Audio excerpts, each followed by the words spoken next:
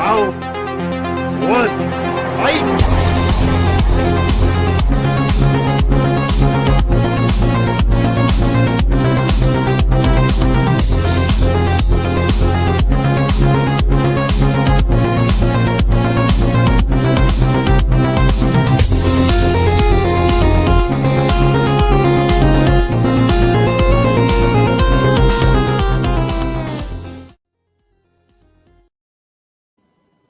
Hey, what's up, guys? Welcome to Tournament Fights. I want to give a little shout out to Neon X over on YouTube for providing us with the awesome remix of Ken's theme from Street Fighter that we use for our intro there. So yeah, we're very grateful to him, and I'm excited to get into talking about the best reoccurring SNL characters of all time. I got my shirt so I could represent one of my favorites, and I'll go ahead and introduce my panel here. I'll start with my co-host for tonight, Austin Canteen Boy Howell tonight. How's it going? So maybe we started a little late. We didn't quite start on time tonight. Yeah. This is Tournament Fights, and we're going to talk about the SNL characters. Maybe I'm not punctual. I lack style, charisma. Right. It's going to be a fun one, man. This is one we've been wanting to do for a long time. This is going to be a blast. Yeah. And then also joining us, we have a couple return guests that have been here before. We have Jen Kempe. How's it going, Jen? Hi, guys. I like that intro music a lot better than the James Corden clip from last time it was on when we had the fake Price is Right yodeling song for about 5 minutes. So, glad to be back. I'm really excited. I love SNL, so this is going to be a fun one. Awesome. And then we have a first-time guest that we're excited to have joining us tonight. We have Adam Gertler joining us. How's it going? Let's discuss a topic. Best bagels in Queens vis-a-vis the best way to exit a country like Afghanistan. Talk amongst yourselves. Discuss. He's feeling so verklempt here. So verklempt. Yeah. Hi, pleasure to be here. Happy to talk some SNL characters. Awesome. Very excited. And we also have one of my good friends from back home in Idaho, that I grew up watching Saturday Night Live with. This is Mark, the engineer. How's it going? I'm Brian Fellows. Wait, no, I'm Mark. Hi. Yeah. Good to be here. Hi. I'm Brian Fellow. Okay, that bird is a liar. He is not Brian Fellows. Jordan, this episode could go 4 hours long if we're just all quoting lines from each of these characters. So let's just one quote per character, I think, guys. Right. Right. But we can just jump right into it. So if you want to kind of break it down, Austin, while I bring up the tournament bracket. All right, so basically, Jordan and I had kind of consulted with each other. We put together 64 of the greatest recurring characters in SNL history. They were thrown into a randomized bracket here, and what we're going to do is we're going to break it down piece by piece till we get to an eventual winner, which will be obviously very, very hard because we're all giant SNL fans. But we're going to go up the ladder. We'll go person by person. Everybody's going to vote on each individual bracket fight, and we will obviously the majority wins. And obviously, I understand we're going to be quoting a lot. We're going to be doing a lot of impressions, but the idea of tournament fights is somewhat of a rapid fire speed. I understand that's going to be hard to do, especially in the first round when we're seeing these all for the first time, but we'll try to pick up the pace later if it starts out a little slow. But obviously we've got 67 individual fights to do with this March Madness bracket, so we will try to get through it as quickly as possible, but it's going to be a lot of fun. So basically once Jordan brings up the first fight, we'll go up the ladder. We'll start with Mark, and then Adam and Jen go up the ladder, and then the next match we'll start with Adam, and then we'll keep rotating from there. So that's basically how it works. We definitely emphasize speed on this show because if we talk too long, the show could end up going very long. We've had some over 3 hour shows, but we also had an hour and a half show. It just depends how long we end up talking. So, I mean, it's kind of up to you guys. Just like a good SNL sketch, you don't want to run too long. That's the goal. Exactly. Yeah, you want to get in, get out, make the audience laugh, and move on. Absolutely. This will be fun. Yeah, about 20 seconds per, or less. That's what we shoot for, but we'll do our best.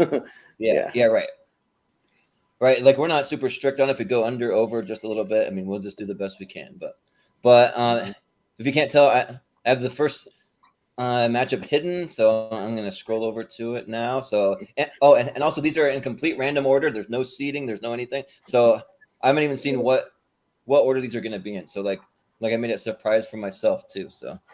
So but first up, we have two a-holes versus the Scottish Hooligans. Scottish Soccer Hooligan Weekly. Yeah.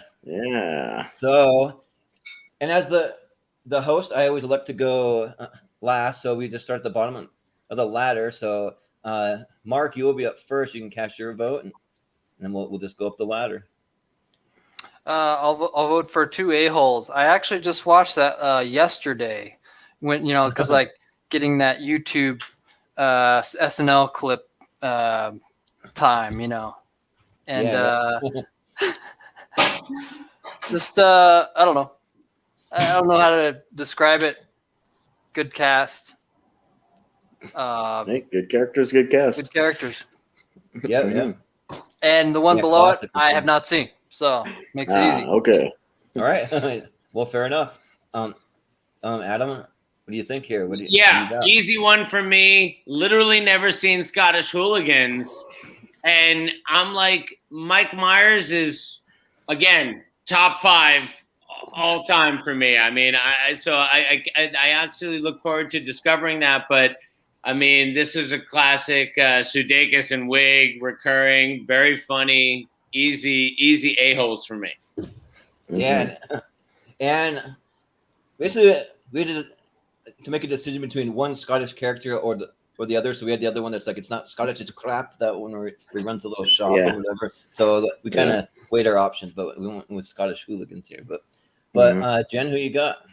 Yeah, the Scottish Hooligans was essentially like Mike Myers workshopping his Shrek accent and not much else. Honestly, it's kind of hard to find these clips. For some reason, they don't really put these ones up. But meanwhile, like the a-holes, they are fun. Like Sudeikis and Wig play off each other really well. So yeah, easy vote for the a-holes.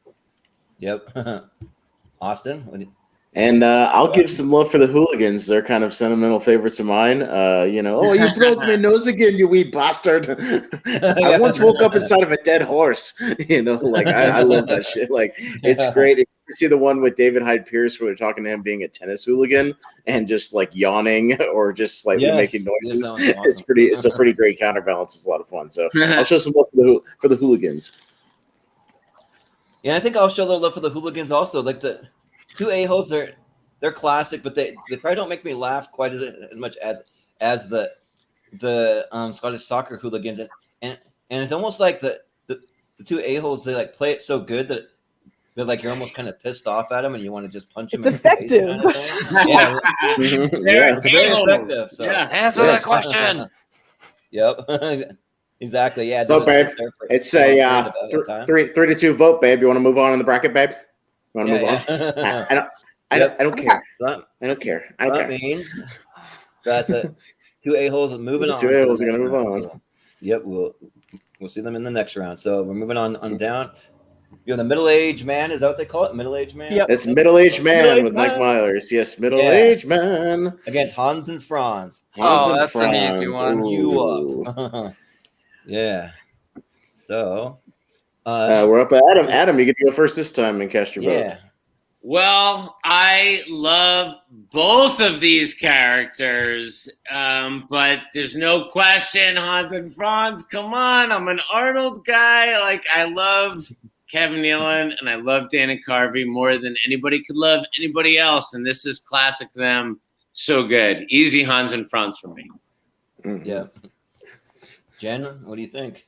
Yeah, I'm of the same mind. Like, I love the middle-aged man is a great concept, but it's just Mike Myers is so good. He has a lot of characters coming up today. Meanwhile, Kevin Nealon, it's kind of rare to see him off the desk. So like, it was really exciting to see him get something recurring that is not a weekend update kind of thing. And like, this is just like any gym could use them as an ad, and I'd be like, yeah, I'll sign up. So yeah, Hans and Franz. Yep, right, exactly. Absolutely. Austin, who you got? I'll vote for Hans and Franz, but I will show some love for the jingle and the opening title sequence of the middle-aged man with him jogging kind of down the street. Middle-aged man. And don't stare at his gut. You're staring at his gut, aren't you, Jen? Don't stare at his gut. Just a little. He's working on. He's working on it. He's working on it. Yeah, working on it. So good.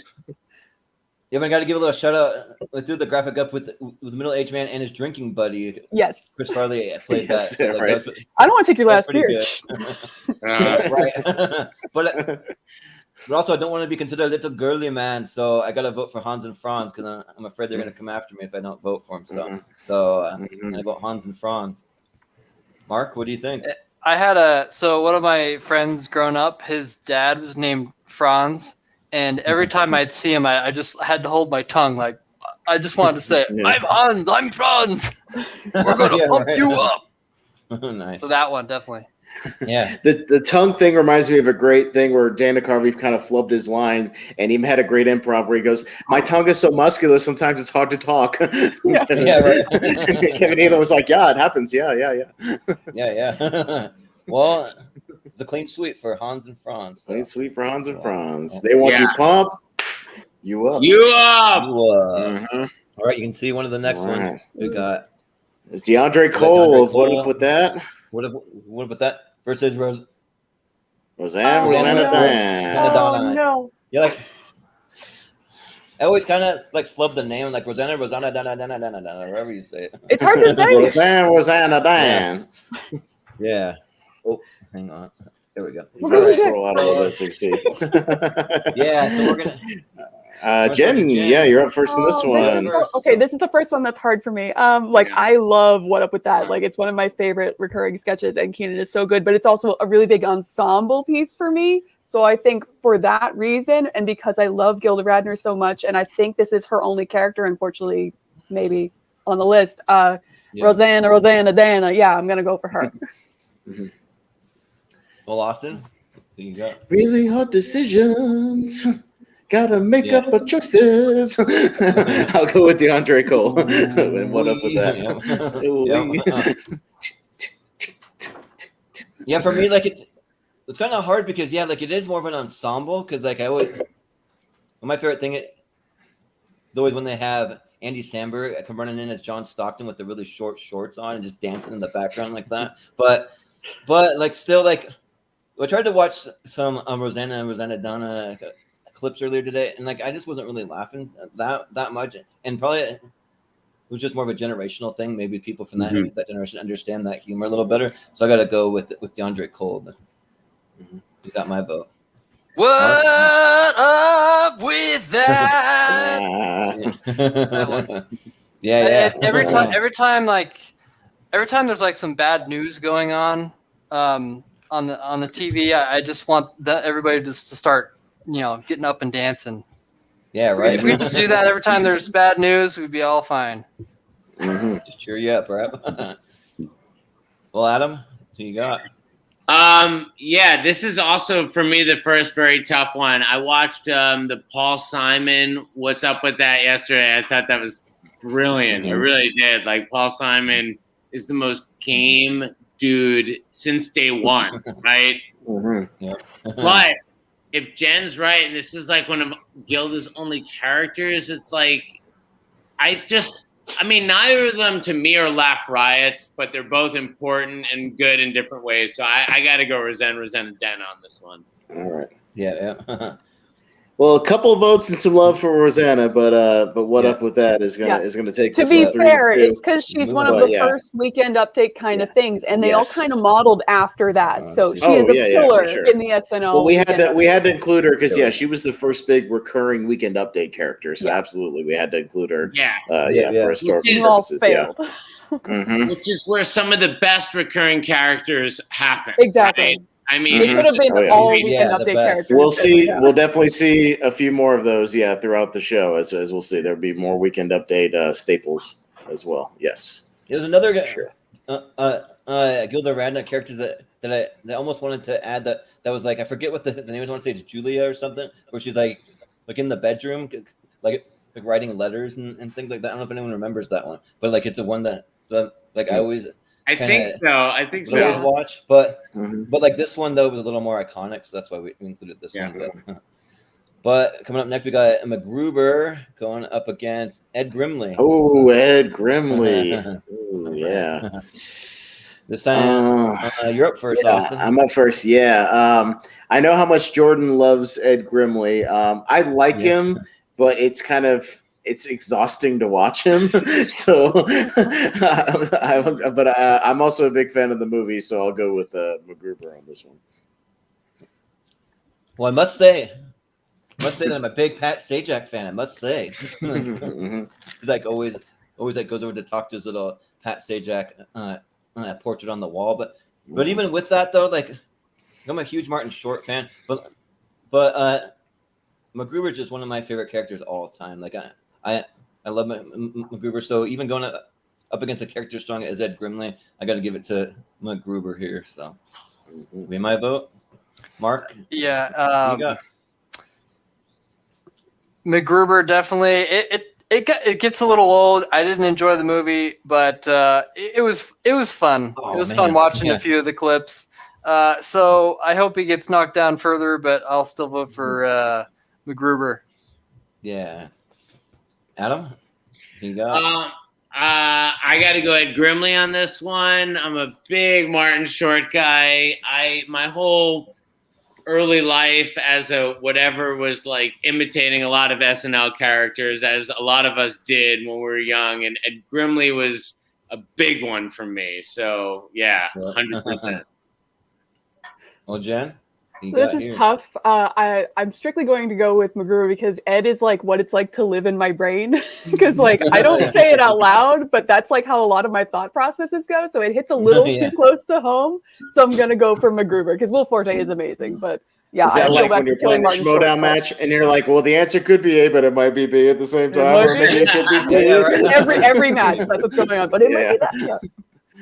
It's a very busy 15 seconds every time there's a countdown. Right. Yeah, I never really thought about it that way. That like literally he's like saying all his thoughts out loud. Yeah. So that's pretty interesting way to think about it. So yeah, but a little love for Ed Grimley, but MacGruber moves on. So fair. I get it. Yeah. He's moving on to the next round, and he's gonna tear you. Yep. Right. Yep. But coming up next, we got the ESPN guys, and versus Dieter from Mike Myers. So we got Greg Stink and Pete Twinkle versus Dieter. Yeah. Yes. Yeah. All right. Jordan, you're up first. Yeah. And you smell something fungal down in your lady jungle. Vag Lotrimin.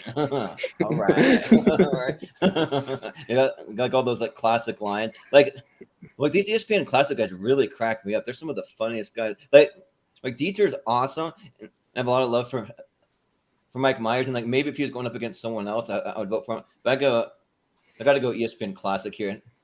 And also just seeing Will Forte just kind of stupid grin like the whole time. He's like, Greg, I have no idea what you're talking about. And he's just like smiling. I don't know.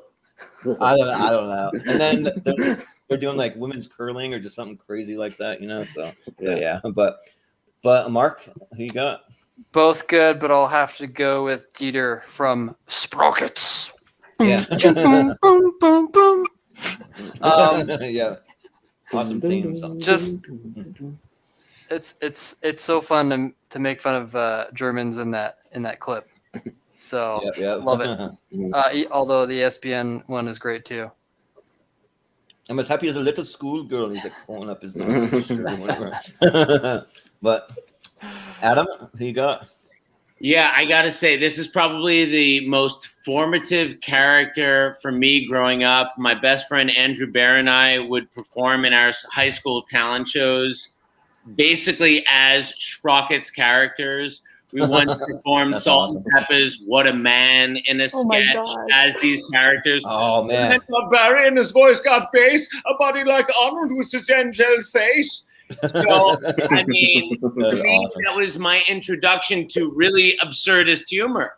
It really was. Like, I didn't understand it, and it was just funny to me. It's still to this day one of the most funny things ever to me, purely funny thing. So, Dieter, Sprockets, now is time when we dance.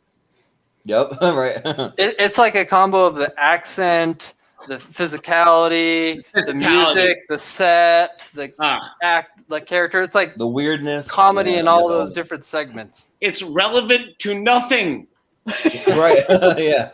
Right. Like it's loosely completely its own thing. Like look at the show today, where it's everything has to be like commenting on like what just happened 5 seconds ago. It is just its own thing, purely funny. Right.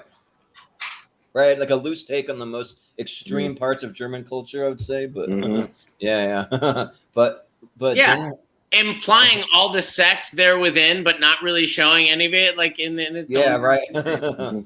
Yep, exactly. But who you got, Jen? Yeah, I have a lot of respect for Dieter, but it is one of his most off-the-wall characters, and I respect that a lot. But the ESPN Classic, just the writing for that in particular, like it's very like whip smart, like pound for pound. There's like a joke every 2 seconds, so like I got to go for those guys because it's essentially like this was like the precursor to Ted Lasso, honestly. So yeah, ESPN Classic. Yeah. Yep. Austin. Hey, make some room for Paco. Put some sauce on that taco. KY. Lubricant jelly. The ESPN guys, I have watched those sketches so many times, just like over and over again. Like that, the chemistry between the two of them just kills me every time. I think it's absolutely brilliantly written. I think it's some of the best characters to come out probably in the last decade or so. I got to go with the ESPN guys, but I do really like Dieter a lot. Dieter's a lot of fun. All right. Yeah, like the like episode of Sprockets where they're just shocking some like random old woman. Like I don't know if it's his mom or like what it's supposed to be, but yeah, well, they're on some kind of game show. But with that though, the ESPN Classic guys take it just by a little bit. We almost had a split decision on that one, but had a lot of close votes so far. So yeah, these are not clean sweeps thus far. A lot of love for all the characters. Yeah. So up next we have. I know that forehead. Bennett Brower. Bennett Brower going up against Linda Richmond. Linda Richmond. Yep. All right. Yeah. And we're back down to the bottom with Mark for this one. Mark. All right. Who you got here? Definitely. So I'm bad at all the names. I lost his name. What's the character's name? Bennett Brower versus Linda Richmond. Bennett Brower, definitely. Oh, man. Okay. Not forget that sketch. Can forget the name maybe, but not the sketch. Exactly. Adam? I agree with Mark in that, like, what a forgettable character's name. I had to look up who the character was. I knew Linda Richmond's name. I came on here as Linda Richmond. Yeah. But I got to give it to the Chris Farley character. It's so iconic. It's so funny. I mean, it's just very funny. Yeah. When he levitates, it's the best. Yes, when he's when he gets hooked by the cables. Yeah, I was just watching. Yeah. I'm a large man. Yeah, right. Yeah, Jen. There you go. Yeah, on the surface, this is a hard decision because I do love a good coffee talk. But yeah, I got to give it to Farley on this one. I feel really bad. I keep killing Mike Myers off, but yeah, I got to go for Chris Farley. It's really hard not to go for him. So yeah. I don't have good hygiene. I don't wash properly. I don't smell good. Yeah. Dude, it's just it's so absurd and like so simple, such a simple concept, but like Farley sells it 1,000% like every time. It's so great. Like Farley does what he does. So yeah, I'll give it to Bennett. But I love Coffee Talk and Linda Richmond, like especially when they brought on Barbara Streisand like to make an appearance, and it was great.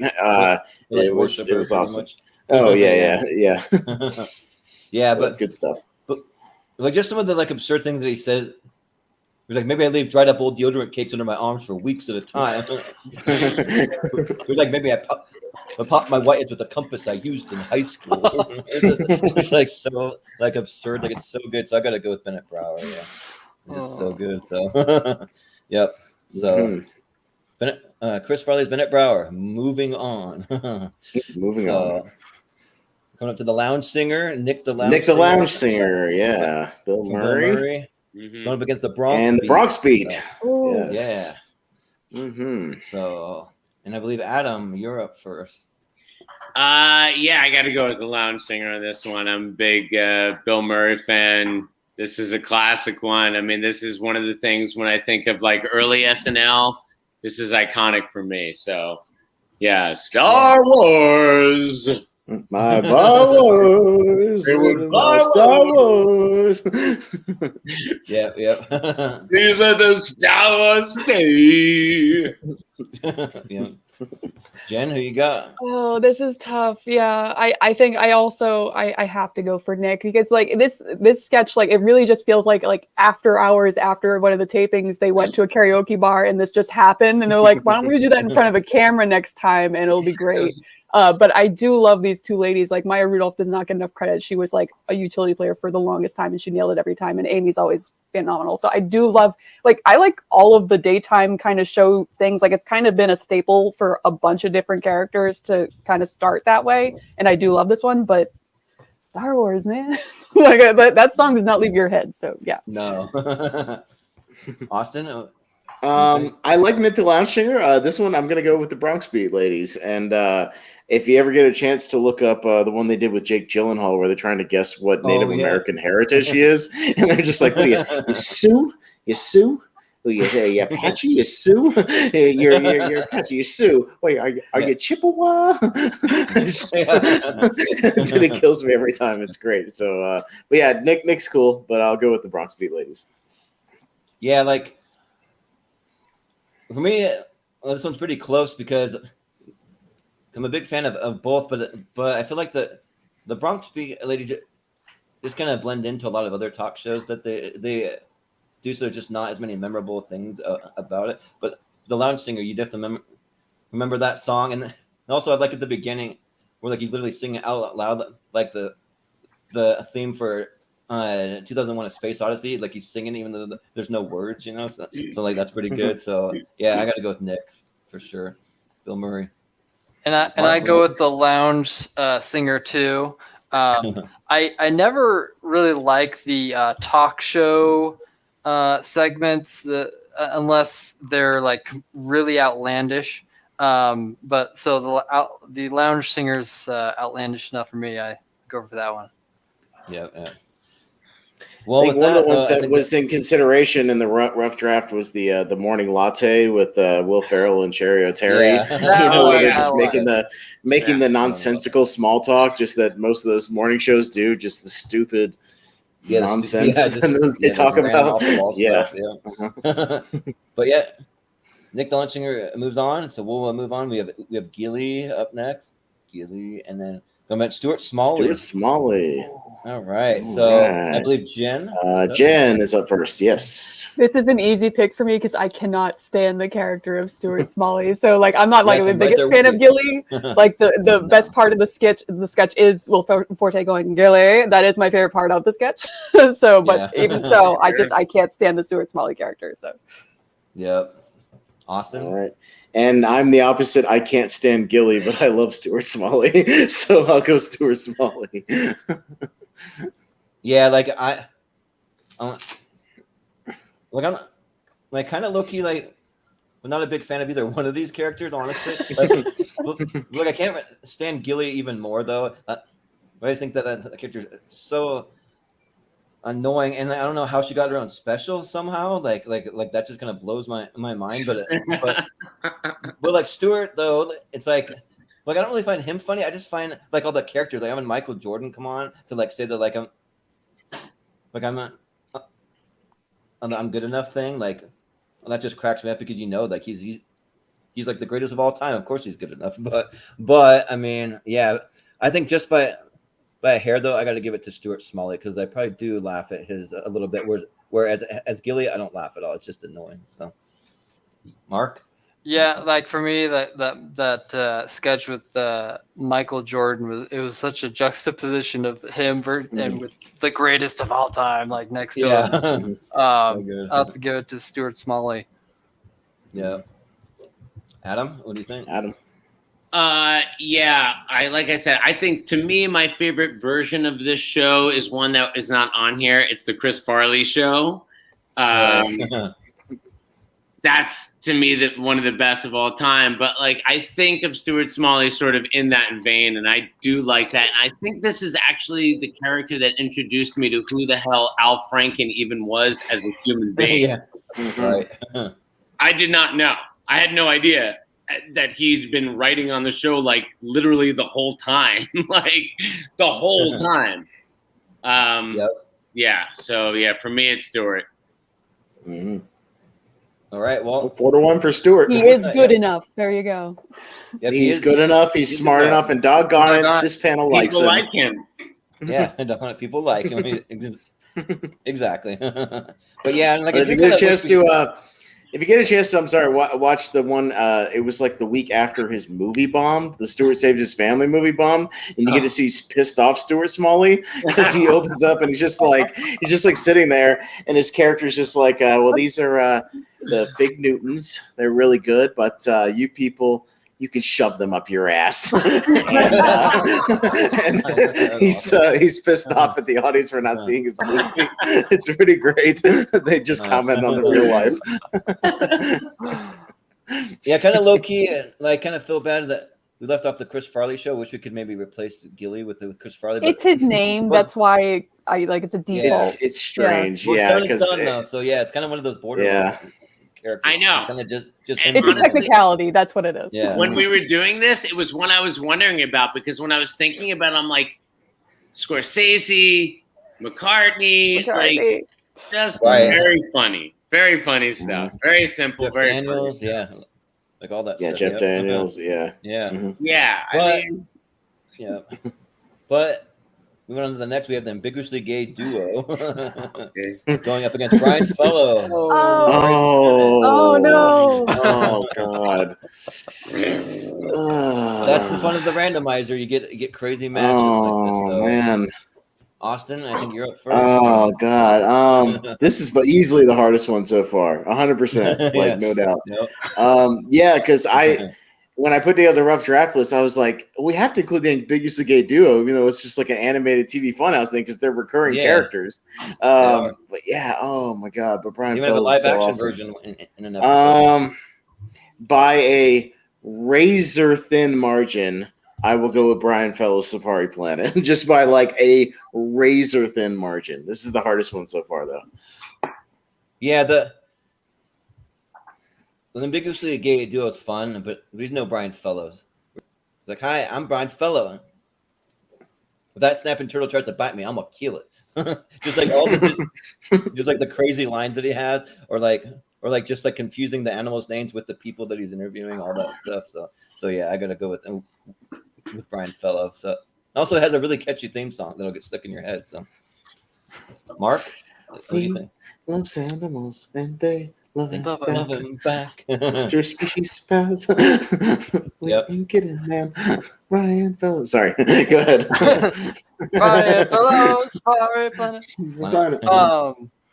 Yeah, so Brian Fellows' Safari Planet. I love putting that like into random CD mixes or like MP3 mixes. So I'm like listening to like a rock song, and all of a sudden, Brian Fellows, just makes me crack up every time. Highly recommended. So go with that. Yeah. All right. Adam. All right, Adam. well, I got to go with Robert Smigel's ambiguously gay duo. I'm a big comic book superhero nerd, and seeing that on SNL really just tickled my fancy. So I got to go. Yep. Jen. Yeah, I'm pretty sure Brian Fellows already won, so I'll give it to the ambiguously gay duo, just because that takes time to like animate this, and it's like that like probably is like the most work they put into some of the sketches, because at that time like they didn't have the digital. It took time to do that, and like to have to sketch out all this stuff for like what is like a one-note joke. That's hilarious that they did them. They must have really enjoyed drawing that too. Yeah. Oh yeah.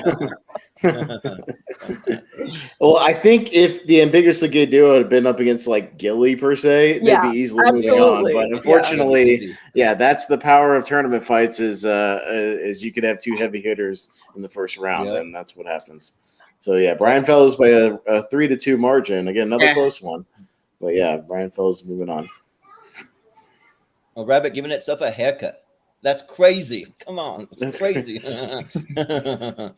But rabbits don't cut their own hair. Well, why'd you bring him on then? Yeah, Let him cut his own hair. Get him out of here. Yeah. Get him out of here. Yeah.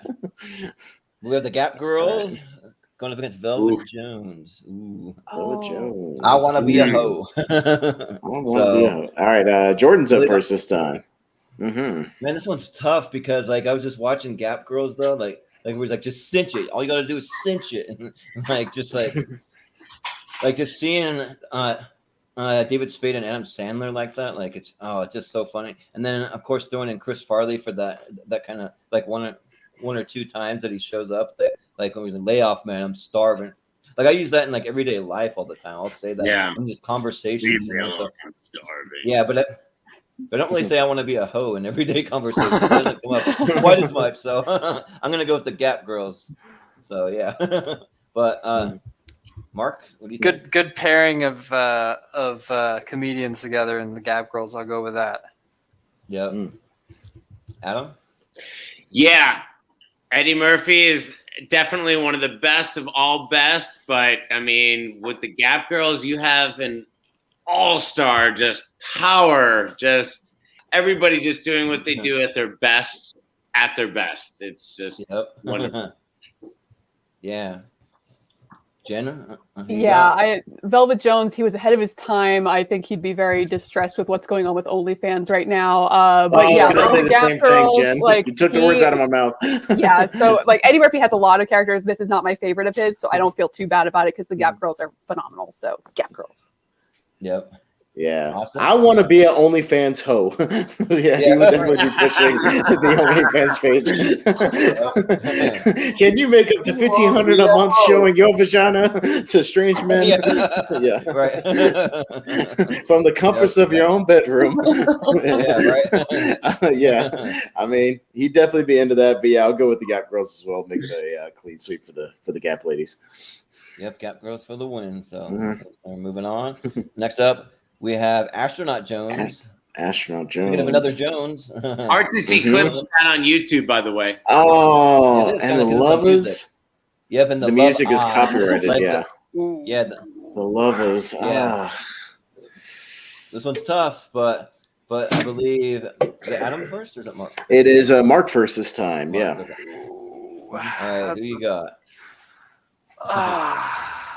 That's a Rocket? tough one, but I'll go with Astronaut Rocket. Jones. It's so absurdist and it's got some sci-fi in there and the stuff they throw in there. Yeah. Good lines from the hot tub couple, but the Astronaut Jones. Yeah. Yep. Adam, you got? Yeah, this was a hard one for me because I could not find Astronaut Jones on YouTube last night. It was one I missed, and I really do love the Lovers, so it's the Lovers for me. Yeah. Jen? Astronaut Jones is a lot of fun. I love the theme song. I'm a big fan of like the Dean Martin Rat Packy kind of thing, and like for him to pick that to be like the theme for this was really odd. So I do enjoy it, but the Lovers, like that is one of the best like cringe sketches that has been going, and like that is a big thing nowadays. And like this was kind of the first one that really like stuck. So yeah, the Lovers. Yep. Austin? Will you join us at the prestigious West Shams Hotel in the hot tub? Yeah. That stuff is just so greatly written. Yeah, the ones that they do with Christopher Walken are awesome. Like Astronaut Jones is a lot of fun. Like I love Astronaut Jones, but I'll go with the Lovers on this one just because they just make me giggle. It's just really, really funny. Yeah, this one might be the hardest one so far. Just because Astronaut Jones, like we make it out to be this kind of fun, kind of just like guy like in space having adventures, and then they would throw some kind of sexy looking girl like they have a Britney Spears one like the whole time. He's like, "Ooh, yeah, oh, get some, ooh, damn, oh," and like you pop out that jumpsuit, show me that fat ass. Yeah, right. Yeah, because like she's trying to like explain some like thing that where like she's in peril and she needs help, but like he's not even listening to any of it. He's just like staring at her. Yeah, but yeah. So like they're by a razor thin margin, they got to go with Astronaut Jones. But I think even with that, the Lovers. The Lovers going to take it 3-2. Yeah, I think if the votes are this close, I think they're only going to get even tougher as we go along. So this is going to be, this is going to get nasty. Yeah. Yeah. So all right, coming up next, Spartan cheerleaders. Going up against Grady. What's his last Grady name? Wilson. Grady Wilson. Yeah. And Grady the Wilson. Tantric and Tasty and the old people's sex videos. Yes. All right, Adam, you're first in this picture one. with Jim Carrey on there. Like it just cracked me up, just the picture. So, but what do you guys got? Yeah, so I'm not as familiar with Grady Wilson on this one. And you say what? That was a sketch with Jim Carrey in that one?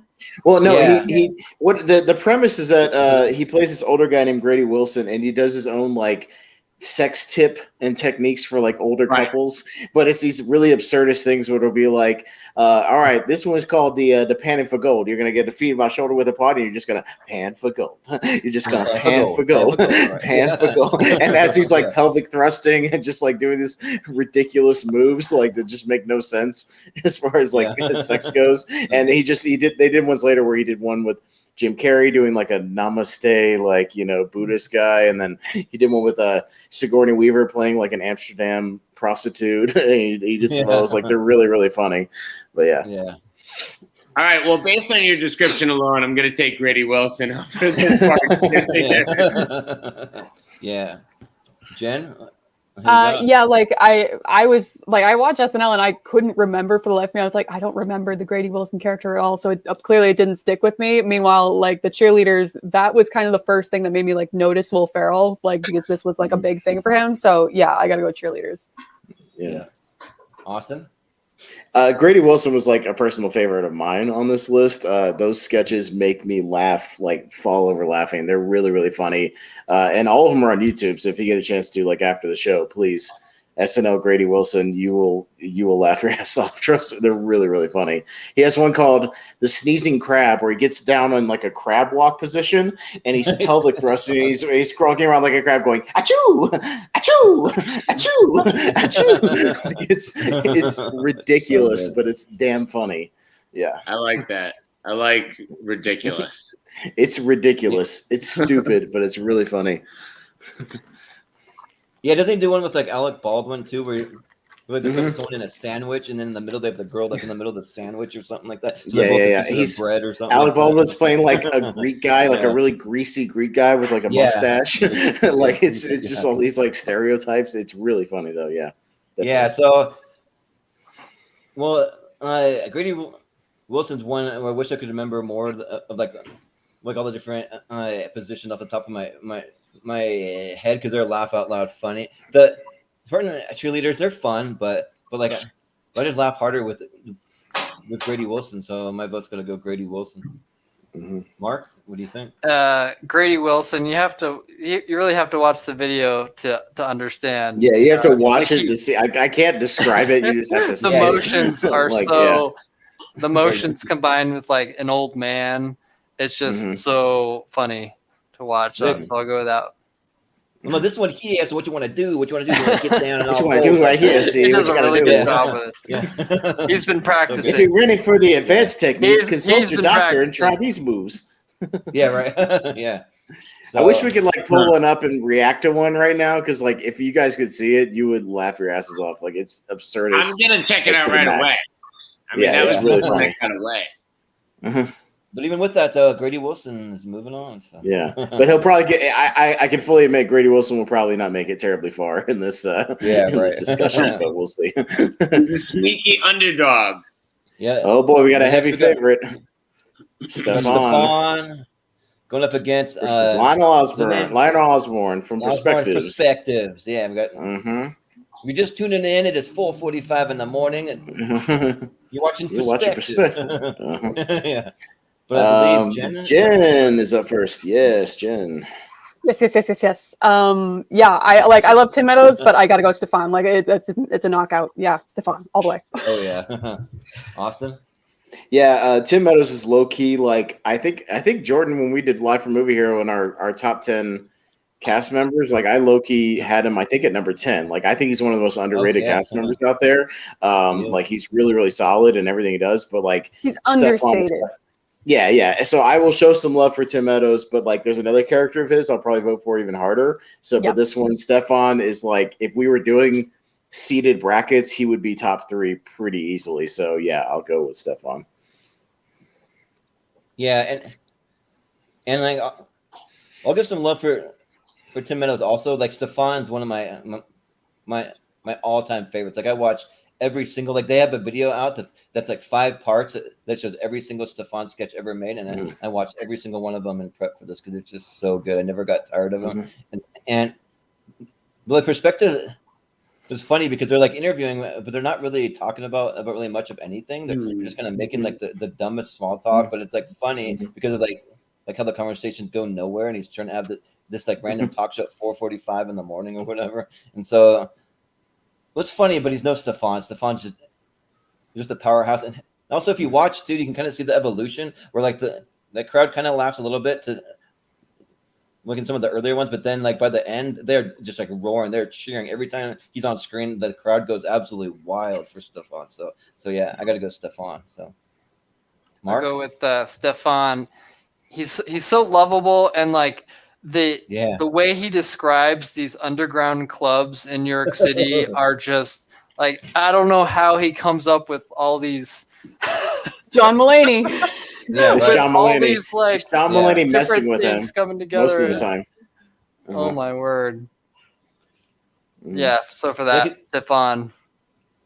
Yeah, I feel like sometimes he's just reading them just like on the fly and like really laughing. And, he like, is because they would change it at the last second just to make him laugh. That's how good Bill Hader is. He knows how to like intonate the different things to make it funny, even though he's reading it for the first time. So like that's amazing. Yeah, right.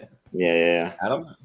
For sure. I'm definitely for Stefan as well. This is one of the sketches, like, unlike a lot of sketches where by the 3rd time it's maybe enough, this one was just never not welcome. Yeah, right. Always hit. One of the best batting averages of any character. Yeah, especially the sketch where like he like leaves and then like Seth Meyers chases after him and like tries to stop him at a wedding. He has a lore. Like he has grown beyond the desk. Yeah, right. Yeah, it's like so good. Yeah. So yeah. So Stefan's moving 5-0. Yeah. New York's hottest club is Kevin. Yeah. Just the look around, like what? Yeah. It's just the silliest shit. It's so good. But moving on, we have the grumpy old man played by Dana Carvey going up against Mr. Peepers. All right. I'm up first. You're up first. Yeah, I like the grumpy old man character with Dana Carvey, but I feel like it's kind of one joke for the most part. Like I appreciate his energy, but like Chris Kattan, I'll show some love for at least one of his characters on here. He throws everything he has into that character, and I don't know how he grinds the apple that he does without breaking his teeth. And his energy is so manic, and it's a lot of fun. So I'll go Mr. Peepers on this one. Yeah, like I've only read half of Chris Kattan's book, but like I wonder if there's any stories in there that like of him actually breaking teeth doing that, because it just seems like he would. But like I have so much love for the grumpy old man. Where it's like that's the way things were back then, and we liked it. Back then we didn't have latex condoms that are made for her pleasure. Back then we just strapped an old rabbit skin to our dink and we just went for it, and there was no pleasure whatsoever. And that's the way it was back then, and we liked it. It's just so good. It just cracks me up. Like I'm in tears watching the grumpy old man. I gotta go. They should rename this character to Mr. Boomer. You're right. Yeah. So, and my vote, but Mark, I'll go with Mr. Peepers. So, has anybody read through the whole book, "Baby Don't Hurt Me" from Chris Kattan? It's the autobiography. It's great because it describes what happened to him, how he got off SNL, and like what it was like with his friendship with Will and I got the book right here actually. Yeah, there you go. And it talks about that sketch, Mr. Peepers, and the different sketches he did, and he Nice. just put so much into it, and he really shocked the audience. And a lot of, I think in the book it describes a lot of his sketches at first, like they weren't sure how it's gonna go, but like the audience like really got into them over time, and this was one of them. So Yeah. I'll go for Mr. Peepers. All right. Well, Adam, who you got? Grumpy old man for me. I think Jordan really brought me back to remember all those times, and I really liked him, and that was a great character and very classic. And Dana Carvey is one of the all-time greats, and this is a great character from him. So I'm Grumpy. Yep. Jen? Yeah, I would argue that Chris Kattan is probably, of all the cast members, is the one that just embodies manic energy with every single performance he's ever done. Yeah. And this is like the one that really like encapsulates all that. And I would recommend, if you have never seen Mr. Peepers, go watch the one with Mr. Peepers' father, who is played by Dwayne The Rock Johnson. Yeah. He throws himself into that. And that was like really early on in his career. So it was nice to see him actually like really going for it. But Dana Carvey is amazing. And I always love when like a lot of my favorite characters are ones that just come on and just kind of rant for 5 minutes. And that is what Grumpy Old Man does. So yeah, I got to go Grumpy Old Man. Nice. All right. Back in my day, Another we didn't close have one, Olympic Jordan. sports, like downhill skiing. We just found 2 dead bodies in the bushes. And we slapped them to the bottom of our feet, and we just took off flying down the mountain, back and forth with 2 dead bodies strapped to our feet. That's the way it was, and we liked it. So good. Just like all the crazy things that he comes up with. But yeah, so The grumpy old man rants and raves his way into round number 2. Yes. Wow. Yeah. that's some pretty close matchups. Yeah. Yeah. So, but coming up next week, you're the Bill Swarsky's super fans. Yeah. Going up And against Mr. Subliminal. No. Mr. Subliminal. Yes. Like Yeah. this one. Yep. So, who's up first? Jordan, you're up first on this one. Mm-hmm. All right. Well, for as much as I love Kevin Nealon doing Mr. Subliminal, especially when he's in an actual sketch too, like when he's just like talking to like some coworker in the office, and like he's having just a random conversation. He throws in hot sex or like some random word like just in the middle of it, or like your treat. We're gonna go on a date, your treat, or whatever. That he just like throws in all this stuff. But like the bears, like it's just classic. And like it's like, how many heart attacks does it make for you, Bob? It makes about a baker's dozen for me. It's like the doctor says I have to limit my pork intake to about 500 milligrams a day. So yeah, I got to give it to the Bill Swarsky's for sure. Mark? Yeah, the Swartzkys too, super fans. I remember the sketch where they put on the coconut bikinis and danced around. Yeah. Bear, da, bear, da, bear, da, bear, da, bear. Da, bear, da, bear, da, bear. He starts having a heart attack right in the middle of it. Yeah. But Adam, who you got? Oh, yeah. I mean, it's all about Bill Swarsky's. I mean, what a powerhouse. I mean, these were super groups. Something like these were super groups. Look at the talent assembled. The Murderer's Row. Yeah. Right. In that sketch. And then the guest stars that would come in. This one also killed all the time. And of course, Mr. Subliminal, Kevin Nealon is God among men, but But it's like, it's just such a super group. So it's the Bears. Yep. Jen, who you got? This one hurts the most, so I'm glad that it doesn't matter what I pick. So I will pick Mr. Subliminal because, like Kevin Nealon, like this whole the whole premise of the sketch is all about the delivery, and he nails it every single time, and it's like so whip smart and fast, and like it goes so quickly that like the audience has to like race to catch up to how funny he is. So I will say Mr. Subliminal because it doesn't matter. There you go. Yep.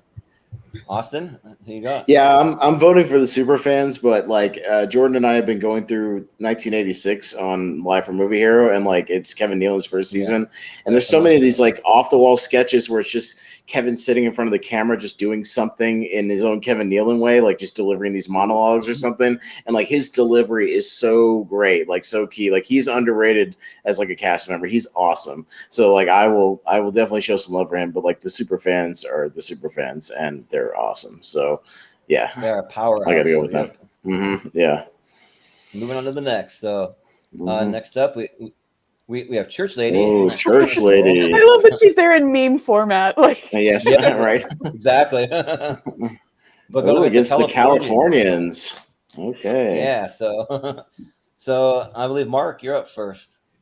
It's got to be the Californians. Despite having lived there 2 summers, I can't. I do a bad job rehearsing this sketch, so I'm not going to try. But it's very funny, and one of those that you can tell as it goes on, and as they continue doing it, that the cast members they know what's coming ahead, and like they're always busting out laughing near the end because they're having so much fun doing it. And so the Californians.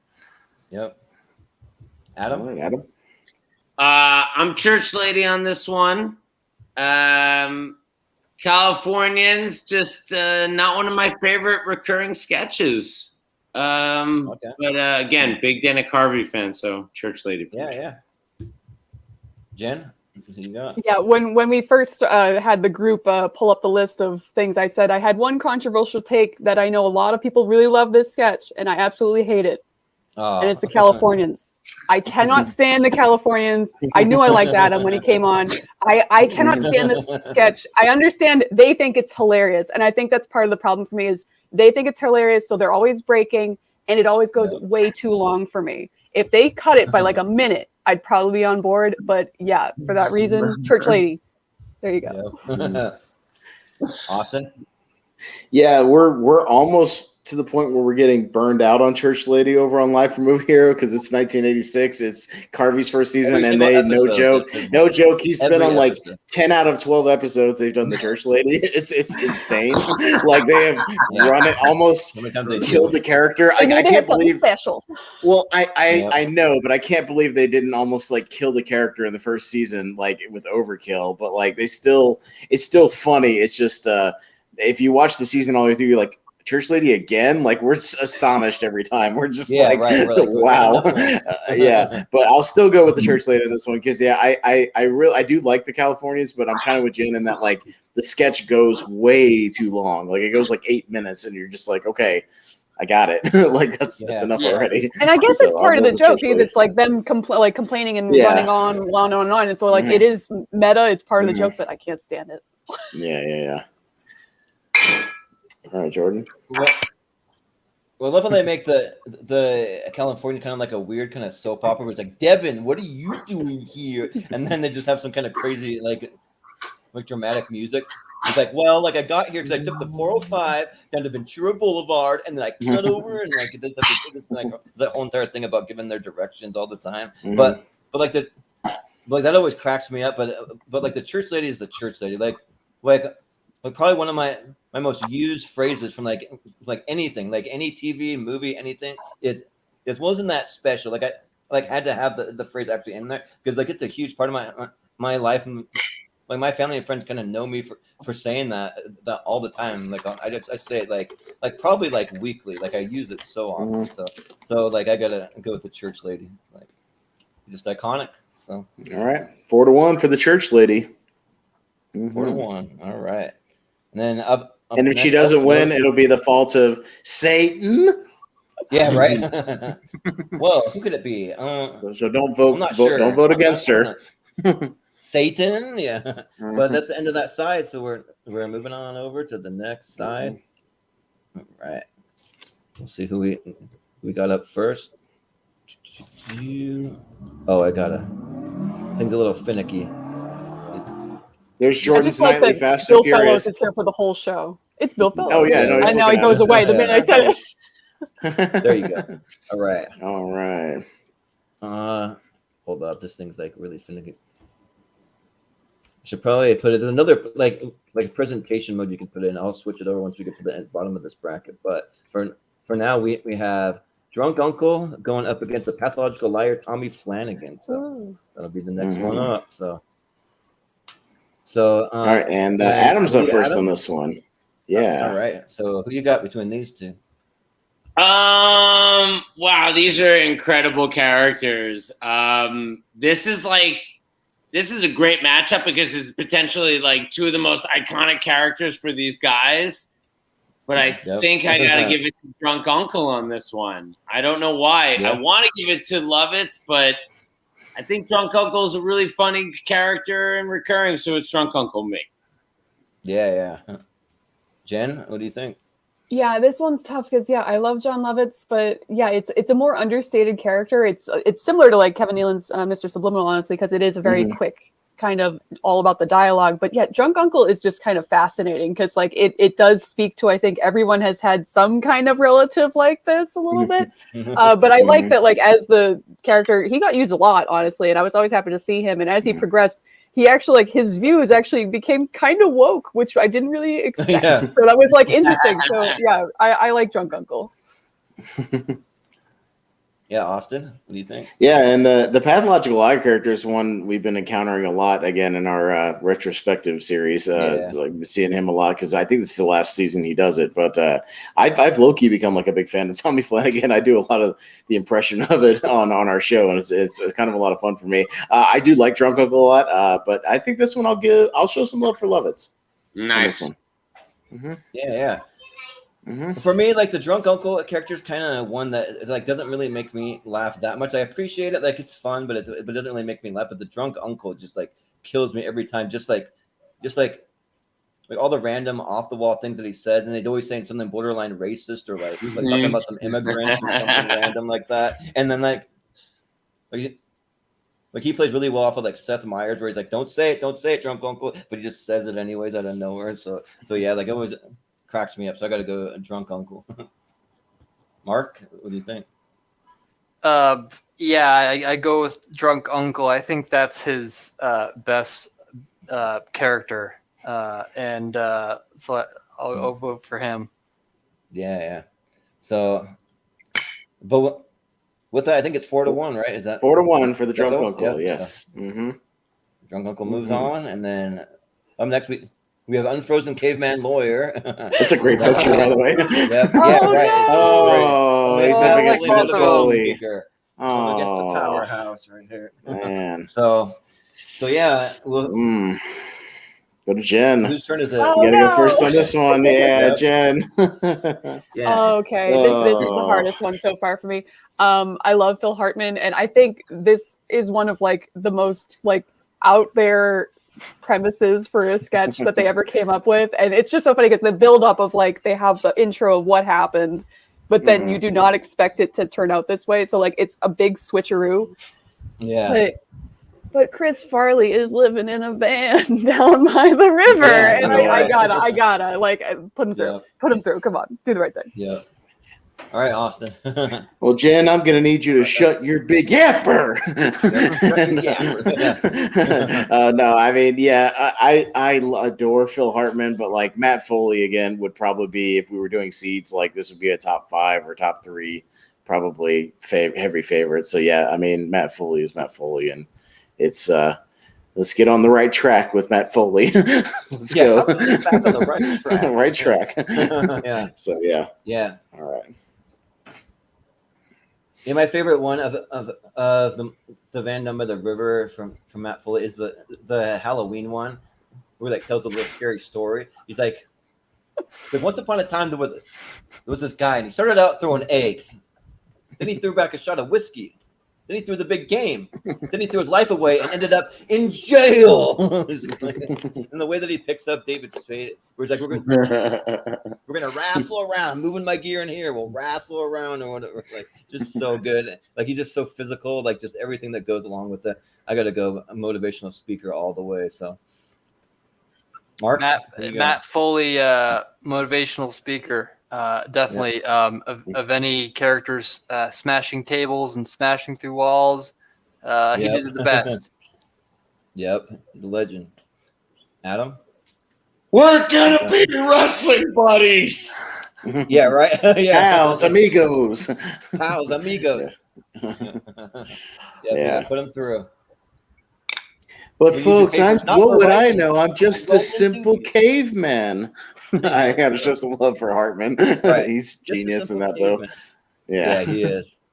Too bad he had to go up against a powerhouse. I know, Yeah. yeah. I mean, we would have had to. I would have quit if Matt Foley got knocked out in the first round. So I would have Yeah. screen. Yeah. Yep, same. But moving on, we got Nat X going up against the. I always forget the guy's name. Scared straight. It's McIntosh, Lorenzo McIntosh. Yeah. Lorenzo McIntosh. Is that what you want? Is that what you want? Yeah. Because this is real. Yeah. This is real. You take all the quotes from me. Yeah, right. This is real. Yeah. But who's up first? Is it you, Austin? Yeah, me. Maybe I'm just gonna be like the contrarian on this episode. I'm gonna go with Chris Rock and Nat X because I don't think he got enough love on SNL and his Nat X. The concept of the show where it's the only 15-minute show on television. Why? Because the man won't let me have 30. Or I got to do a top 5 because the man won't let me have 10. I love all that stuff. Or the white man camera where it like zooms in on him. Like I love that stuff. Like I'll give some love to Chris Rock on this one. I think the scared straight stuff is really funny. But like I maybe again I'm just the contrarian. I'll give it to Nat X on this one. Yeah, Nat X only 15 minutes show on television. Why? Because if they would have given me more than 15 minutes, it would have called it welfare, right? Just like so many like just hilarious lines. But the Scared Straight's awesome too, where they're just pulling from like different like movie lines. Like there's like a whole thing where he like pulls like the whole entire premise of like Willy Wonka and the Chocolate Factory, where it's like when I was growing up, my grandparents had to sleep in a bed facing each other. Like feet to feet, and then I was eating a chocolate bar, and I pulled out this ticket. What color do you think it was? It wasn't bronze. It wasn't silver. It was a golden damn ticket. Then I had to go to this guy with a creepy name like Slughorn. We were drinking fizzy Lipton drinks, and then the next thing we know, we're in a glass elevator shooting through the ceiling. Is that what you want? Is that what you want? Well, like I think that's the plot to Willy Wonka and the Chocolate Factory.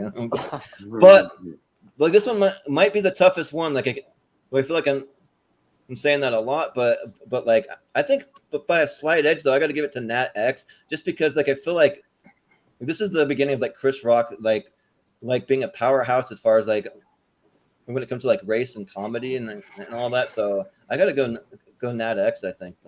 So, Mark.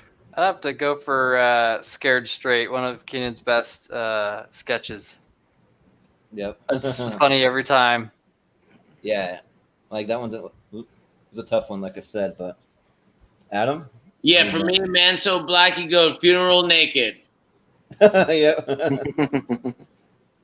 Yeah. So Nat X? Yes. All right. Okay. Awesome. Jen? Yeah, I think Nat X already won. But yeah, I'll give it to Scared Straight because I do love the Scared Straight. Like Keenan, obviously, like he's the heart of this, but it quickly became like after the first episode of this happening, it became just a challenge to make Bill Hader crack. And seeing Bill Hader laugh is like instant joy for me. So like it always like gets me excited whenever this happens. But Nat X, like it's a great sketch because it's essentially like Lauren saying, "Hey, I'm gonna let you have essentially a 3-minute set to just do whatever you want from like your stand-up." And it's great. And I highly recommend like if you haven't seen the Spike Lee episode where he shows up because he's promoting at the time he's making Malcolm X and he's like, "Oh, we're hoping for the Oscar for that," and he goes, "I'm gonna give you a Busta." So yeah, like it's great. The Busta, classic. So, but if you want to see Bill Hader laugh side. the hardest on the Scared Straight, there was one where it wasn't even when they were like poking and prodded him. It was when Jason Sudeikis went to jump and sit back on the desk, and he knocks over all the pencils on the desk, and they cut back to Bill, and he is dying laughing. Yeah, just because he just stops and smiles at him. Like you have to see it, but like it's great. Yeah. Well, for some reason, he always goes up to Bobby Moynihan. He always takes his shoe off and throws it every time. And it's always Bobby Moynihan every single time. It's just so funny. But coming up next, we got the Target lady going up against, I forget Jebediah Atkinson. Yeah. That's on the picture. But yeah, Jebediah Atkinson going up against the Target lady. So, there's a me Jordan. First. Yep. We'll go as far to say that, like, I don't really find Jebediah Atkinson annoying, but I don't really find him funny either. Like he's just like an okay character that's just kind of there, but it doesn't really do much for me. But the Target lady cracks me up every time because I do retail merchandising when I'm in and out of different stores, and one of the stores that I have to go to like on a weekly basis it is Target, and then we get all that Target lady jokes and like sitting on the cheer lit or like all these different like the like celebration where she celebrates like that. So yeah, I got to go with the Target lady. Mark.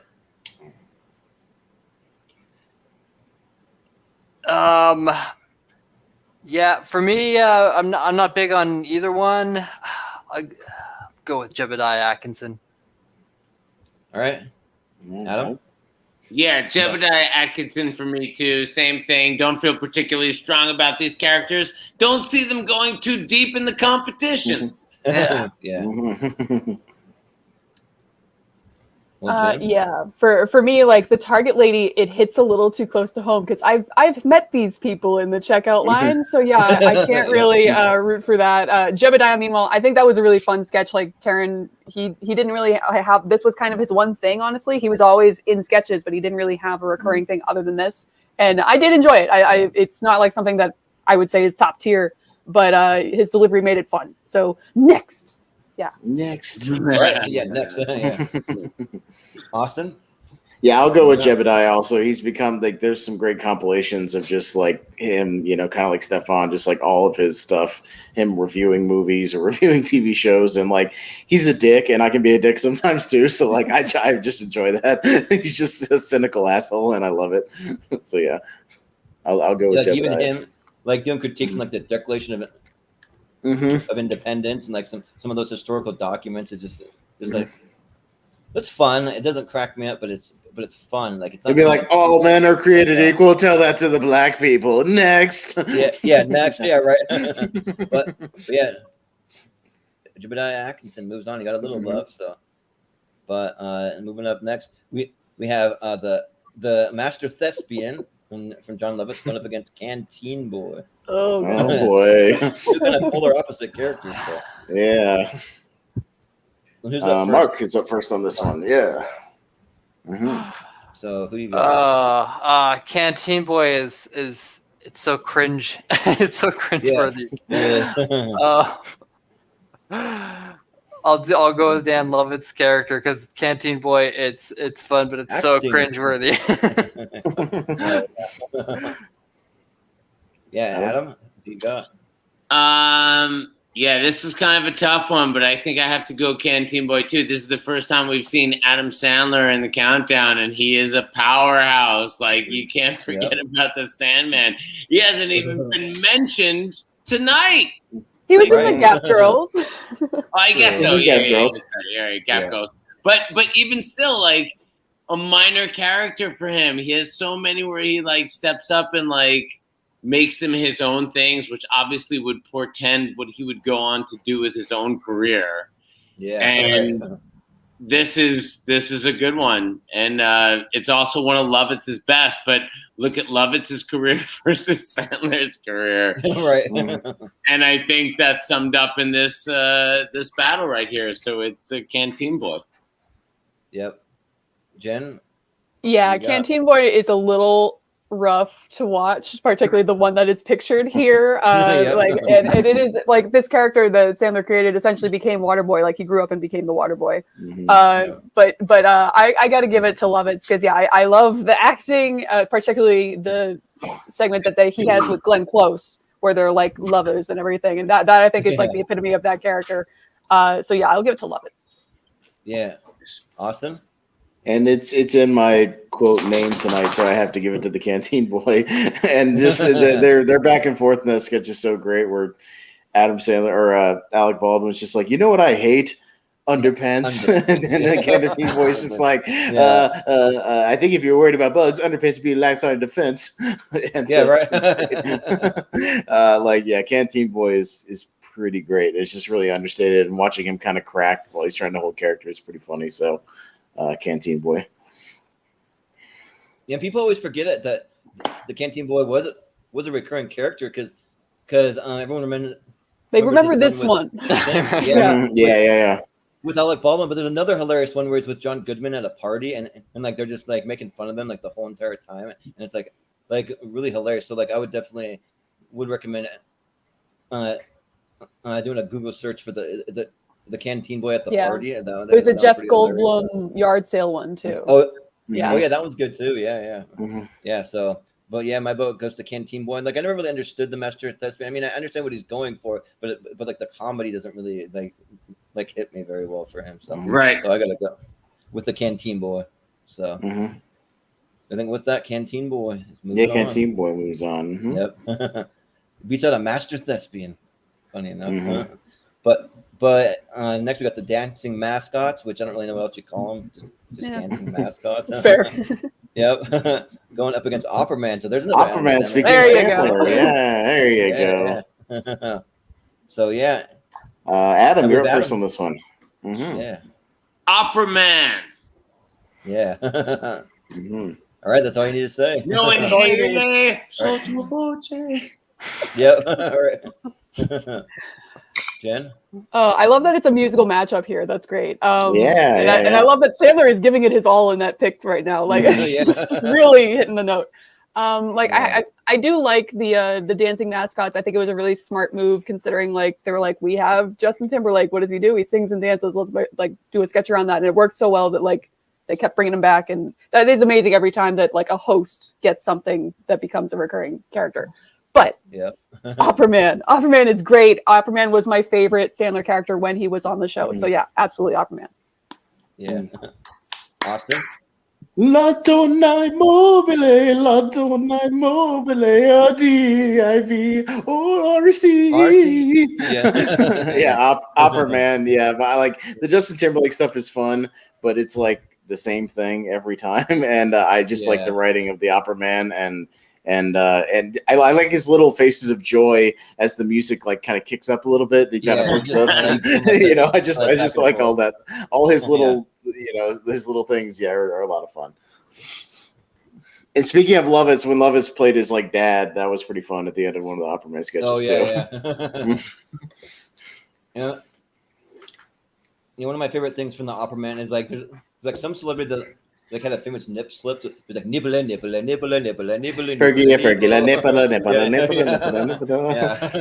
Opera Man, a grande stifo. Oh yeah, right. Yeah. Opera Man, bye.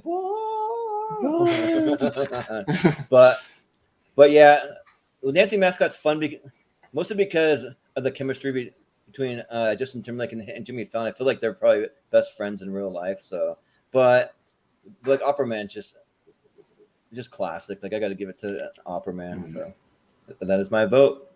Mark? Well, Mark, you got it. Mine is No, it's Opera Man. It's gonna be unanimous. Funny sketch, and after that, I'm gonna have to drop off. But it's been great. All right. So see ya. Yeah. All right. We'll see you later, Mark. Thanks for it. Oh, now we're gonna have tie problems. This is gonna be interesting. Yeah. All right. Here we go. Interesting. Yeah. And now I get to explain how tiebreakers work with Adam. So here we go. So how we do the tiebreakers here, Adam, when we have to, is it kind of rotate the vote will rotate much like on the ladder. So it will start with you. So when we get to a tie, the first tiebreaker vote or the tiebreaker vote will go to Adam first, and then it'll move up the ladder, and Jen will have the next tiebreaker vote, and then me, and then Jordan. So it just you gotta hope it hits at the right time. Yeah, you gotta hope it hits the right time to play your favorites. But so just be aware of that. If we have a tie, that Adam and I'm sure we're going to. It's been very close. As the tiebreaker vote, Adam, one of the privileges you have is you could have voted for something first, but if you want to switch your vote at the last minute, you are allowed to do so. Last minute, you can love that. Love that. So yes, chaos now. All right. Oh yeah. We've had some fun with the tiebreakers. Yeah. All right. So moving on, we have Mr. Robinson's Neighborhood up against Vinny Benedici, or however you say. Vinny Benedici. Yeah. All right. So and Jen, you're up first on this one. Oh man, I love Bill Hader, and this is a great sketch, but Mr. Robinson is just phenomenal. Like when they brought him back as a host, that was the one thing I was like, they better bring back Mr. Robinson. They did, and it was like one of the best ones, honestly, in my opinion. So easy vote for me. Yep. Austin? Yeah, this is another super hard one. I got to give the edge on this one to Hater and Vinny Vidice. Ragazzi. And his back and forth with, oh God, what's his name? Fred Armisen, like just always eating the spaghetti at the other table when they just start yelling at each other. You know, they're just. He's a big fan of the movie. Yeah. That shit just kills me. So I by a thin margin again, I'll go Vinny Vidice.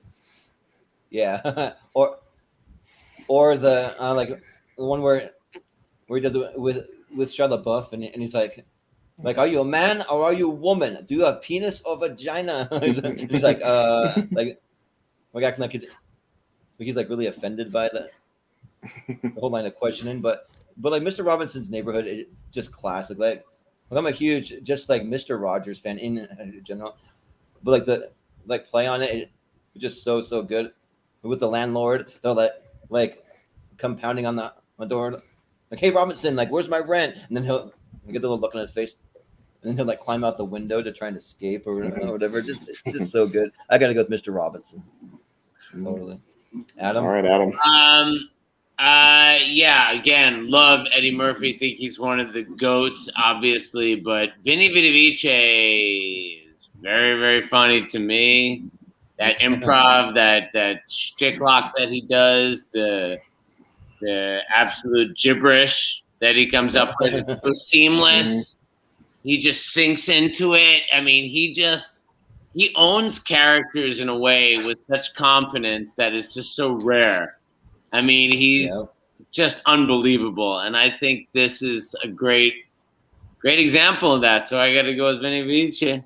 Oh no! And right off the bat, we have our first tie immediately. First and tie. Adam, you have the first vote. You can stick with Vinny. You can switch it to Mr. Robinson. Yep. What do you I'm want gonna to put stick through? with the vote I just had 8 seconds ago. No. I'll be. Yeah, right. Do you really want to be All right. responsible for kicking out Mr. Robinson in the first round? No, I don't. But I think Eddie this Murphy's is one like of Hater's strongest best. character. To me, this is one of his best characters. Yeah. I think it is That too. hurt me. That hurt. Yeah, that one's tough. So And I think with that, Vinny Eddie Vidice. Murphy kind of gets knocked out of the whole tournament, basically. Yeah, I he know. does, I know. 'Cause that was Because his Gumby didn't make favorite. it. I'm so mad. Yeah. There's a case to be made for Gumby, but we only had 64 slots. Yeah, We had his to are be really little short too. Like we figured, like we had to do like we thought Mr. Robinson was going to be the favorite, like one of the I thought that favorites, was and Yeah, automatic. so I thought Yeah. too. Yeah, like an automatic advance, but To me, Yeah. To They me, want the Vinny randomizer. Vidice is like a very underrated character, though, and that's what kind of makes him still funny. He's not overexposed. Mhm. Yep, yeah, exactly. Yeah, that makes a lot Attack of sense. of the Bear Man. Oh, yeah, the the Bear Bear Man. It was Seth Rogen, yeah, it's so good. But coming next we have this delicious dish right here with Donna Guest Steyer and Molly Shannon there, and then going up against the The Butabi, Roxbury guys. which got a little cut off with the Roxbury guys. Right? We know who it is. Yeah. Will Ferrell's too Oh, damn yeah. tall. That's all it is. Yeah, but I wish Mark was still here for this one because like this was like our like go to and growing up. We like wore out that DVD together for Night at the Roxbury. But anyways, who's up first? I think I'm up first. You know, you can just guess by my movements. You know. Yep. Yep. You got to do it. So there you go. Like it speaks for itself. All right, Jordan. Yeah, that's all you got to do. You just got to do that. Yep. So that's my vote too for the Roxburys. Adam. I'm gonna go for the delicious dish. I like the NPR parody. The Roxbury characters never really worked for me. Never had enough there. I mean, I thought Catan and Farrell have done so much better stuff. Farrell, all-time great. Just not a lot there for me on this one. Yeah. And I like the NPR parody a lot. As I get older and listen to more NPR, It's very accurate. Yeah. It's very accurate. Especially the Yes. sweaty balls too. The sweaty balls. Yeah, I mean, exactly. And the juxtaposition of the NPR and the sweaty balls is just very funny. And to me, the Roxbury guys, I saw it with Wild and Crazy guys. You know what I mean? Like, Yeah, Yep. just for a new generation. So True. Yep. I've seen that already. Yep. Makes sense. Jen. here's the thing. I know that I have the tie-breaking vote. Mhm. Do I want to waste it on this? That's the thing. Because I like this, but do I care this much about Delicious Dish? I don't know if I do because I don't know what's coming. I'm very scared. So I think I'm going to be true to myself, and I will say that, yeah, I've never really cared for Night Roxbury. It is a one-note kind of thing for me. And Delicious Dish, even though I think really it's essentially the Sweaty Balls one is the one that people remember. You don't even remember that it's a recurring thing just because that one stands out so much. And they put in like every holiday special they've ever had because it deserves to be there. So I will give it to that. And I'm the tiebreaker. So yeah, that is still my vote. But I might have that might have been a mistake. I might have wasted it when I said something else. But yeah, so yeah, with that, it was a tie. You had the tiebreaker, and you put through NPR. Yep. Yep. That is it. So, all right. Next up, fair enough. Herb Welch. Herb Welch. Herb Welch. Yeah. Herb Welch going up to Wild and Crazy The Guys. Wild and Crazy Guys. Guys. So there you go. There you go. So, and Jordan, you're up first on this one. Yep. Yeah. So, literally, that was the very last thing that I was watching before we went live. I was watching the Herb Welch clips. Like it's just so funny.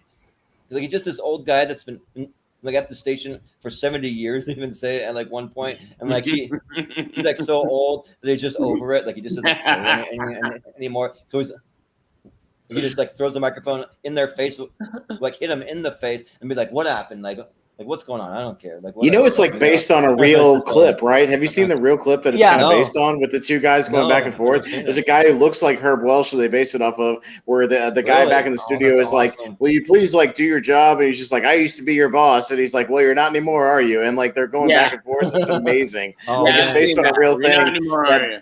I guarantee you, Bill and John Mulaney saw that and like created this character and like back and forth. Yeah, they're like, we could easily do this. Yeah, but like two Wild and Crazy Guys. I mean, it's Steve Martin and Aykroyd, and like they're iconic, but like the sketch never really made me laugh that much. I mean, a little chuckle here and there, but like I gotta give it to Herb Welch. I just think that the Bill Hader just like made for Saturday Night Live. He's a powerhouse in this thing, so I got to give it to Herb Welch. But Adam. Yeah, I'm gonna go Wild and Crazy Guys with this one.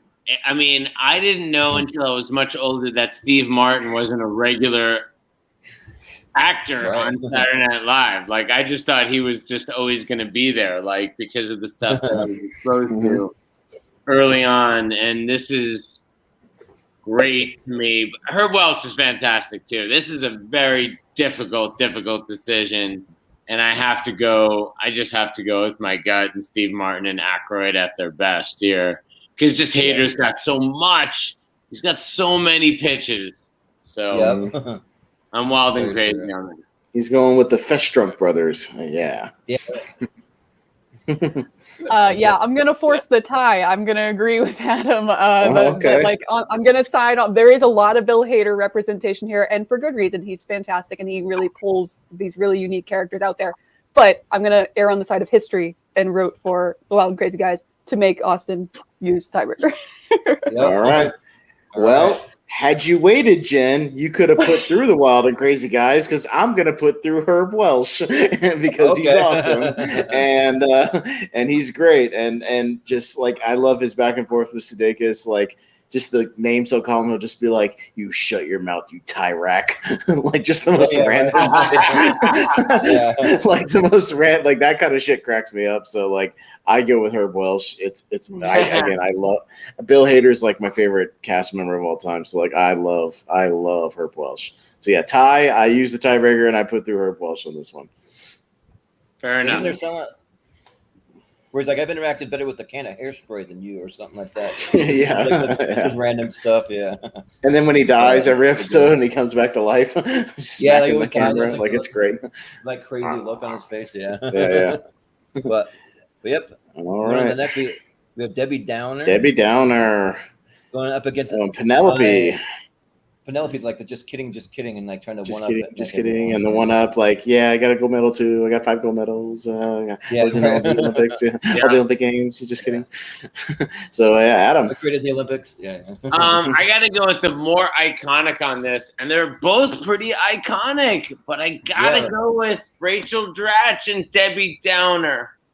Yep. I mean, if I'm just thinking about like what makes it into my own personal lexicon more, like that's a character that like really stays with you. It's an all-time character, so I gotta go with it. Yeah. Jen. Yeah, like they're both really fun ideas for a sketch, but yeah, the particularly the Debbie Downer at Disney World, where they all lose their shit, is one of my favorite times that they've broken on the show. So yeah, absolutely Debbie Downer.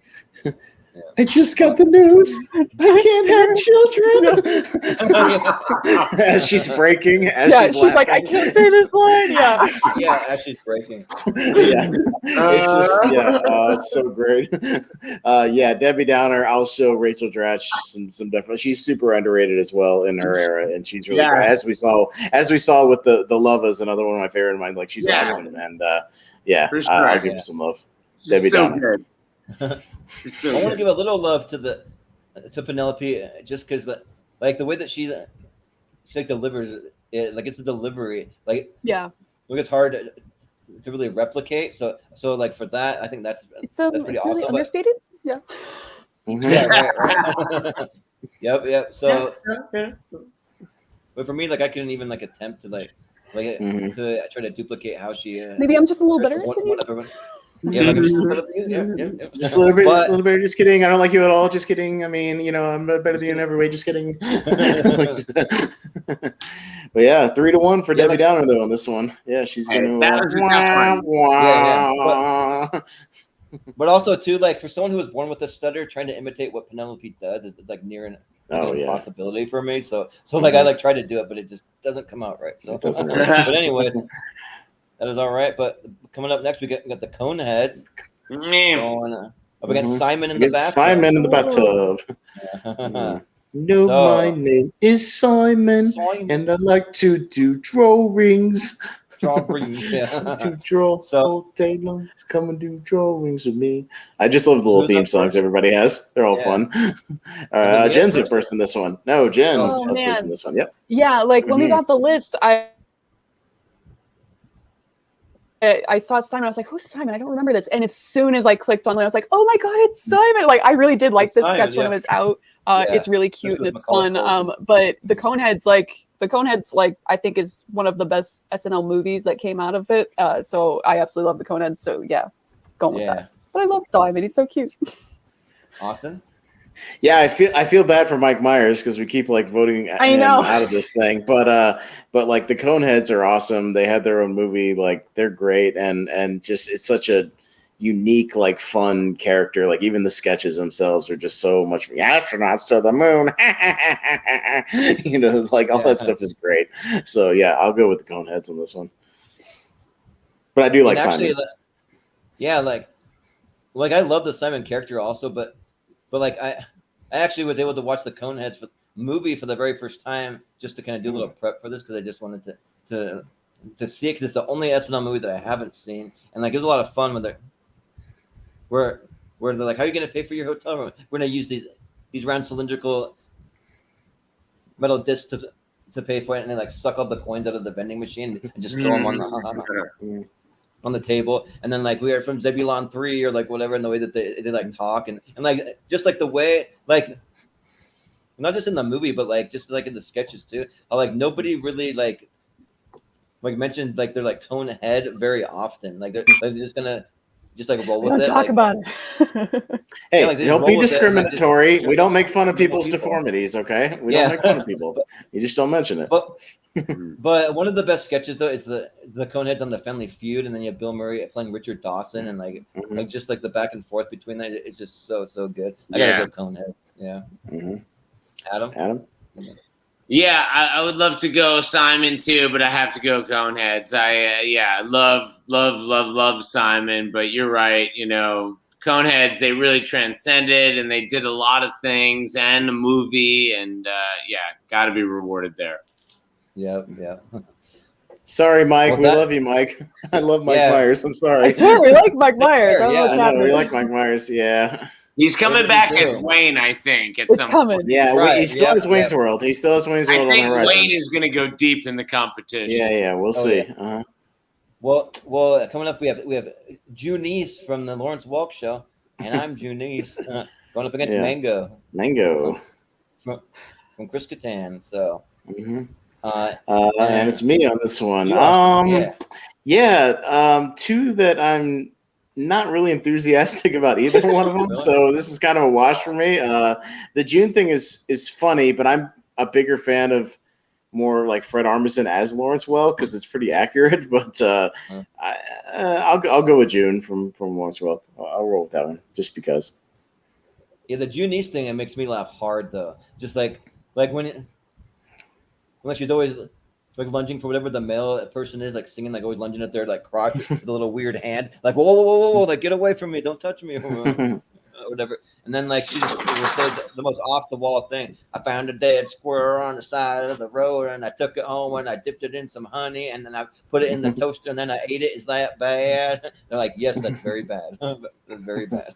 So yeah, like Mango never really got to me. Like I do love the idea of the character, but like.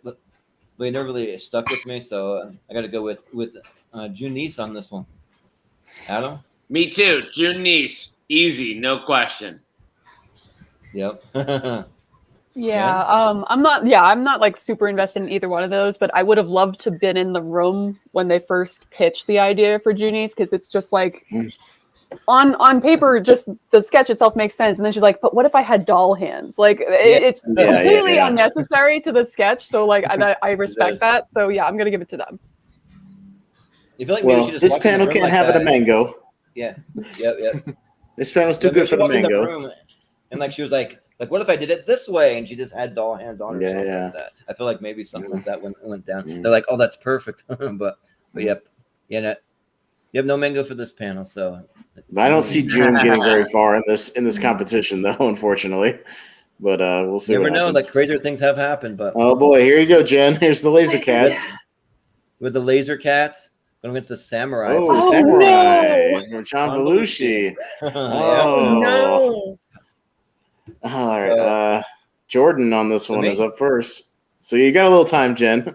Jordan's up first. Oh, man. For me, this one's pretty easy. I gotta go with the Laser Cats. Like Laser Cats, just like the way that like all the sketches are like on purpose, very cheaply done, and they look like they're just filmed in like somebody's backyard or like some random place, like filmed for like $500 or something like that, just like as cheap as you can possibly go. But like I do love John Belushi's delivery as a samurai. One of my favorite ones is when he's in the hotel. And, yes.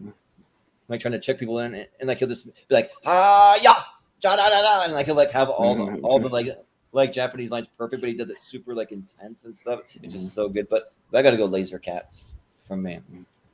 Adam. I'm Samurai. Yeah, classic Belushi character, one of the best all time. Yep. Jen. This hurts. I said when we were logging on that I watched all of the Laser Cats ones leading up to this, and I do have so much respect for that, because it's like they essentially took something that like anyone could make in their backyard and turned it into a very long running sketch. I think there's 7 different things, and they like brought in really famous directors and actors to like jump into these weird little cameos, and it's so funny though, because it's like a love letter to like all these 80s action movies and everything. So I absolutely love this sketch. However, John Belushi, guys. Like, it's John Belushi. I love the Samurai. I particularly, the hotel one is so good, and like they bring in Richard Pryor, and it's like he's talking obviously, but it's essentially like a mime kind of sketch, even though he's making noise, where it's all about like his mannerisms, and like he's so whenever he pulls out the sword, I'm always like a little worried because he really shoves it back in, and like so there's this little level of danger to it. But yeah, like he has a fight with Richard Pryor in the hotel one, and out of nowhere he says like "Yo Mama-san," and it's like so great. And so I got to give it to John Belushi. Yo Mama-san. He deserves it. Austin. Yeah, for me, I don't really consider the Laser Cats guys like characters. I just think more of the sketches, just if that them. makes any sense. Yeah. Yeah, I mean, I love John Belushi. Like, I'm a huge Animal House fan, so like, it's one of my favorite comedies of all time. And like, this one's all about just his facial, like his mannerisms, like everything is. The samurai delicatessen is awesome. Like he actually sliced like a tomato in midair. Like it's awesome. And he's just like, like just little all this noise. I'll give it to samurai. So yeah, let's put through the samurai. Yeah. Well, 3-1. Samurai. Bill Hader can't win Samurai. every time. No, can't win all the time. Can't win them all. No. But coming up next, we got Wayne's World. There they are. There Wayne's he is. World. The ladies' man. Oh, man. Yeah. So, I believe Adam's up first. Adam's up first on this one. Yeah. I mean, yeah, I love the ladies' man, but it's Wayne and Garth. I won't waste anybody's time. Yep. Yep. Jen? Yeah, these are two very sexy picks, but yeah, I'm gonna go with Schwing. Yeah, we can't like I've been ragging on Myers the entire night. I feel really bad, so yeah, I can't say no to Wayne's World. Yep. Austin? Well, I know what Jordan's going to vote for anyway, so I'll vote for the ladies' man because I love Tim Meadows, and ooh, it's a lady. Like I love the ladies' man. Like he's so great, and the fact that it just started off with this one-out thing, and he got a lot of traction like really, really quick, and started opening a lot of the shows. Like I was really happy for Tim. Like late in his career, getting like another great character like was a lot of fun. Yeah. But it's a good. I know how this is going to go in. Oh yeah. I know how this is going to go anyway, so I just want to show some love for the ladies, man. I love ladies, man. Yep, and we have a lot of love for Leon Phelps and his Cavassier that he always has with him. just so good. And also the sketch where he's like talking all about Viagra, like back when Viagra first was a thing, is just so good. Like, we reviewed that episode for our SNL show, but like Wayne and Garth, they're just iconic, and like. I've dressed up as Wayne Campbell probably like 3 times for Halloween, and I did it with 2 separate ex-girlfriends that both played Garth. So like that was a lot of fun. So I gotta go with Wayne's World for sure. All right, 3-1 for Wayne and Garth. Mike Myers finally getting some love in the list and moving on to the second round. You did it, Mike. We knew you had it in you. Swing right into the next round. Yep. And then we have the superstar Mary Catherine Gallagher going up against the Nick Burns, the company's computer guy. Yeah, Nick Burns, the company's computer guy. Yeah. So Jen, you're up on this one. Yeah, so I know I'm from Boston, but I'm not the biggest fan of Jimmy Fallon, so it's automatic to superstar. All right. Austin? I'm a sarcastic ass, like especially at work and in real life, and Nick Burns is right up my alley, so I'll go with Nick Burns. So yeah, just for me personally. Move. I gotta go with Nick Burns. Just like the way that he like talked like a big game where he's like making fun of people, but then like he's just a nerd that lives in his parents' basement kind of thing. It's like the whole concept just he's a nerd on a power trip, man. Absolutely. Yeah, right. but like Mary Catherine Gallagher's fun. Like I like seeing her like constantly fall over and like I think purposely show her underwear almost every single time, like like almost on purpose. But like I gotta go with Nick Burns though. Like he just kind of gets me a little more. So Adam. Yeah, I'm gonna go.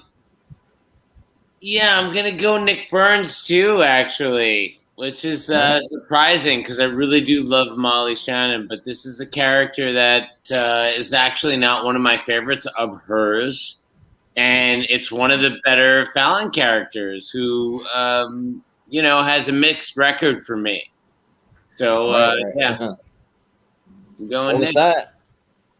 Yeah, 3-1 for Nick Burns. Yeah, for Nick Burns. All right. So. Went on down the line. We got the making the Richmeister. The Richmeister. Going with the Continental. Oh, where's the Continental? The Continental. Yeah.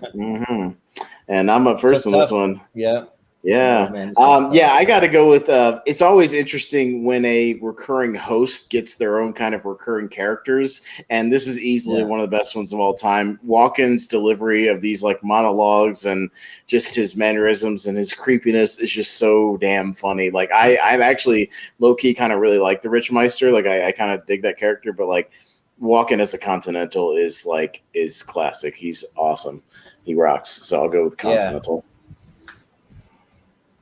Yeah, won't you come join me for some champagne? Champagne. Yeah. Like, it's so good. And like I've actually met Rob Schneider though, and like one of the first things, like he asked what our name was, and he did the making copies. Like he really embraces all of his characters.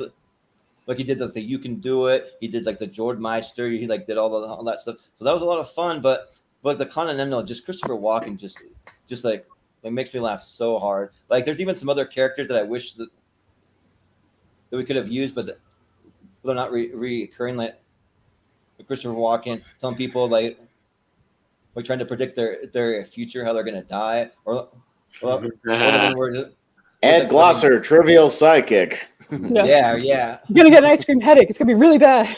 Yeah, It's gonna be really. right, yeah, You're gonna eat a pistachio. It's gonna taste very bad.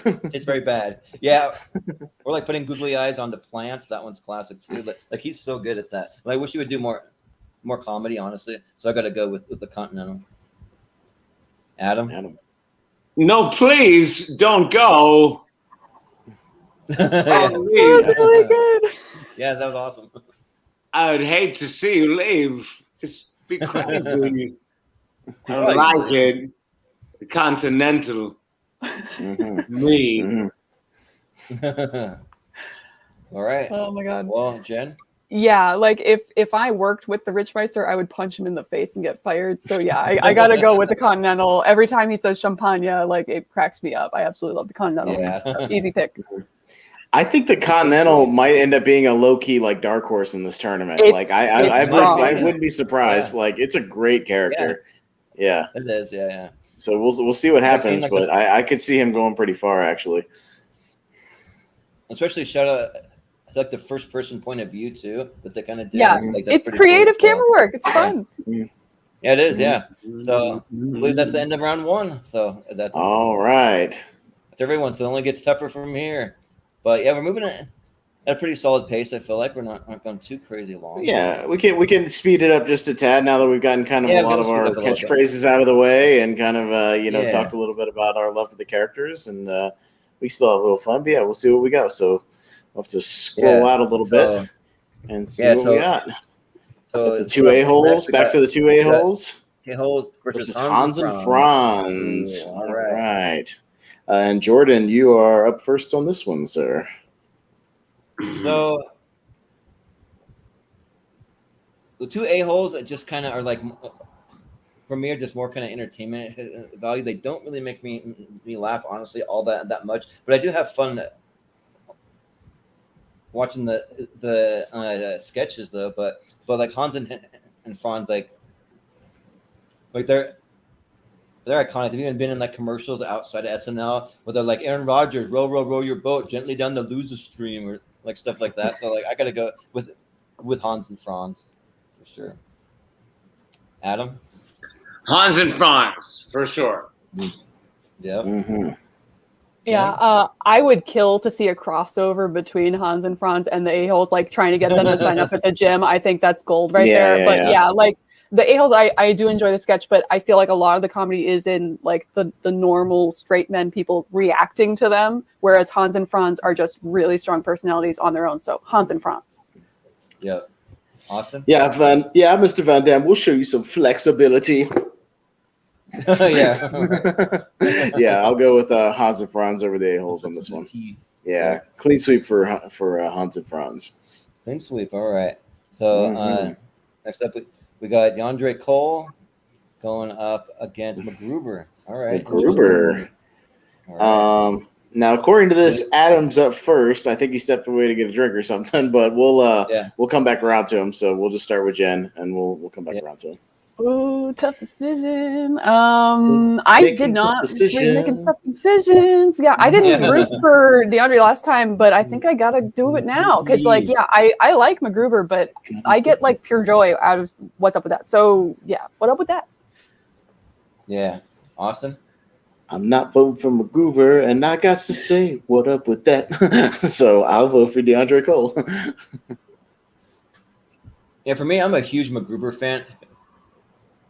Like, especially the like progression that they do every time that they have MacGruber sketches. They always do like 3, and it like progresses to be worse and worse. Like the one where they actually have like the real MacGyver on there, and it's like the father-son relationship just going south, and they completely hate each other, and they do like flashbacks to when MacGruber was actually first born and everything. Like it's just so good. So I got to go with MacGruber here, I think. All right. Well, Mr. Gertler, we bypassed you for just a second, but it's fitting because it's just 2-1 for DeAndre Cole right now. So the fate of this one lies in your hands. So what's it going to be? MacGruber or DeAndre Cole? I think I got to go with DeAndre Cole on this one. All right. All right. Well, what up with that is DeAndre Cole knocks out MacGruber. Gets it on in the next. What's up with that? Now all we need is Jason Sudeikis doing the running man in the background. That's all we need. Yeah, right. Yep, that's all we need. Yep. So coming next week, we have ESPN Classic going up against Bennett Brower. Oh, Bennett Brower. Ooh. Two Jen. kind of commentator type Oh, guys. no. Oh, yeah. They're both commentators, but they don't necessarily have the same skill set. This is hard. I think I'm going to give it to ESPN, honestly, because we have some other Chris Farley representation, and I think I prefer some of those more. So, yeah, I'll give it to ESPN because it is a great sketch. Like, I love this. So, yeah. Yeah. Austin? ESPN, those guys, it's been like probably one of my favorite sketches literally of the last 10 15 years. ESPN all the way. Love them. Yeah there's so many awesome quotes from the ESPN Classic where like when they're doing like the women's bowling, they're like, all right, we'll strike, and it's like well she's in dangerous territory now because 2 more strikes and she's out. And so it's like, no. No, that's not how it works. That's not how it works, Greg. Yeah. So I got to go ESPN Classic. I'm kind of sad to vote against my boy Chris Farley because like he's a legend in comedy, but I mean I got to go ESPN Classic. Adam? Yeah, I think Matt Foley will probably go further, but I got to go with Bennett as well. This is an all-time great for me. Let's not forget when he tried to levitate and he got stuck and had to improvise. Yeah. I have a bit of a weight problem. Yeah, a little bit of weight problem, yeah. I mean, the guy emits funny like on a level like of so few human beings that have ever graced the earth, right? Like he just was always fucking funny. Always, yeah. So always. I gotta give it to him. He's a powerhouse. Well, yeah, well, we love Farley, and I think one of his other characters will make it further, but the ESPN guys go through with this one 3-1. But never fear for Farley. I'm sure we will see him on the other side. Yeah, but I think the ESPN guys might be another dark horse in this, maybe. So they might be another dark horse on this side of the bracket. Like, I think they're really damn funny. So, we'll see what happens here. Yeah. All right. So, next up, we got the Lounge Singer, Nick. Nick the Lounge Singer. Going against Stuart Smalley. Stuart Smalley. Okay, interesting match. Right. I'm up first. This one, you know what? I'll stick with Stuart Smalley on this one. He makes me laugh. I'll go with Al Franken. This one's easy for me. I got to go with Bill Murray with Nick the Lounge Singer. So that's my vote. Adam? I'm gonna go with Nick the Lounge Singer as well. Yep. Jen? Star Wars. Yeah, I think this is the only Bill Murray representation, so it would feel wrong not to, honestly. So right. He didn't have a lot of recurring. He was just good to pull from. Yeah, he was just good. I like when I was researching, that was really his only kind of real recurring character. So I tried to pull from as much old school as I could, but there wasn't a whole lot of super recurring characters. He had one character where he like plays this like nerdy character, but I didn't really find it very funny. Like, where Oh, it was like the Yeah. nerds with him and Gilda. Yeah, but it was Yeah, like with it's, him just, and it's Gilda. okay. Yeah, Yeah, it's okay. Yeah, Mhm. but Nick moving on to moves the next on. matchup, we got Brian Ryan Fellow Fellow going up against versus the the Gap. Gap Girls. Oh, All no. right. All Jordan, right. you're up first on this Me? one. Oh man, this one's tough because the thing that like might do it for me for the Gap Girls is Chris Farley jumping in there. Layoff man, I'm starving. I don't know. it's just so good. You're so right. You're so right that is like an all-time greatest assist in any sketch ever. Yeah. Mhm. It's like, hey Cindy, I thought you were trying to lose some weight. Layoff man, I'm starving. starving. Yeah, I mean, Yeah. These fries are good. that's time. I mean, don't Fries are forget good, that. yeah. Yeah. But It's the SNL equivalent of like Chris Hemsworth wielding Mjolnir. Yeah. Right. But at the same time, though, like it's only just a one-time thing that he was on there. Like maybe he was in there more than once. I'm not totally sure, but I feel like maybe it was just once. But like Brian Fellows just like cracks me up every time. Like it's just so good. So I got to go. Actually, probably Brian Fellows. So I'll go with him. Adam. I'm gonna go with the Gap Girls. All right, Jen. Yeah, it's really tough because he's right here smiling at me and judging me, but I think I do have to go Gap Girls because like I love Brian Fellows. It's really funny. Like in particular, there was one where Matt Damon brings out like a potbelly pig, and out of nowhere he's like, "So why does this pig hate Jewish people?" And Matt Damon is just like completely perturbed. Like he really like goes for it in the acting, and it's amazing. But yeah, I gotta go Gap Girls because when he drops his voice, that Yeah. octave, So good. it kills me every time. Mhm. So yeah, I have to. Gap Girls. Yeah. Austin. And I'm gonna go Brian Fellows. He's like I think what puts it over the top for me is one of my favorite ones where they brought out a parrot and the parrot was talking and he goes, "Hi, I'm Brian Fellows." He goes, "That bird just talked," and he goes, "That bird is a liar. That bird is a liar. He is not Brian Fellows." I'm like, do not believe that lying bird. He's great. I believe that lying bird. So we have a tie, and this one goes to Jordan for the tiebreaker. So you can make the decision here. This one, I'm like tempted to maybe switch, but I feel like I got to keep what I voted for. I got to go Brian Fellows. Like it's just him that really carries it. Whereas the Gap Girls is like an ensemble. I feel like so yeah, I got to go Brian. Again, Farley and Sandler both have strong contenders on the other side, so we'll see what happens with them. Yep. Yeah. So, but moving on, we got the Lovers. Going up against Grady Wilson. Right. Okay. Two kind of sexually charged. Yeah. Ones. Yes. Yeah. Very much so. Yeah. Two characters that love to make love. That's true. Absolutely. Adam, you're up first on this one. This is gonna be the Lovers for me. Love it. Love Dratch and Farrell here. Like repeatedly, very much fun. Yeah. Yeah. Dripping with goat meat. Yeah, right. With goat meat. Yeah, I'm the same way. Like, I'm amazed that they don't break every time they do this because, like, they go all in on it, and it's phenomenal. So, yeah, the Lovers for me. Yep.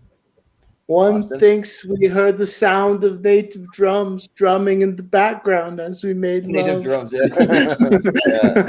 I gotta go. I love Grady Wilson, but like the Lovers are all timers for me. Like I love that shit. It's great. The Lovers.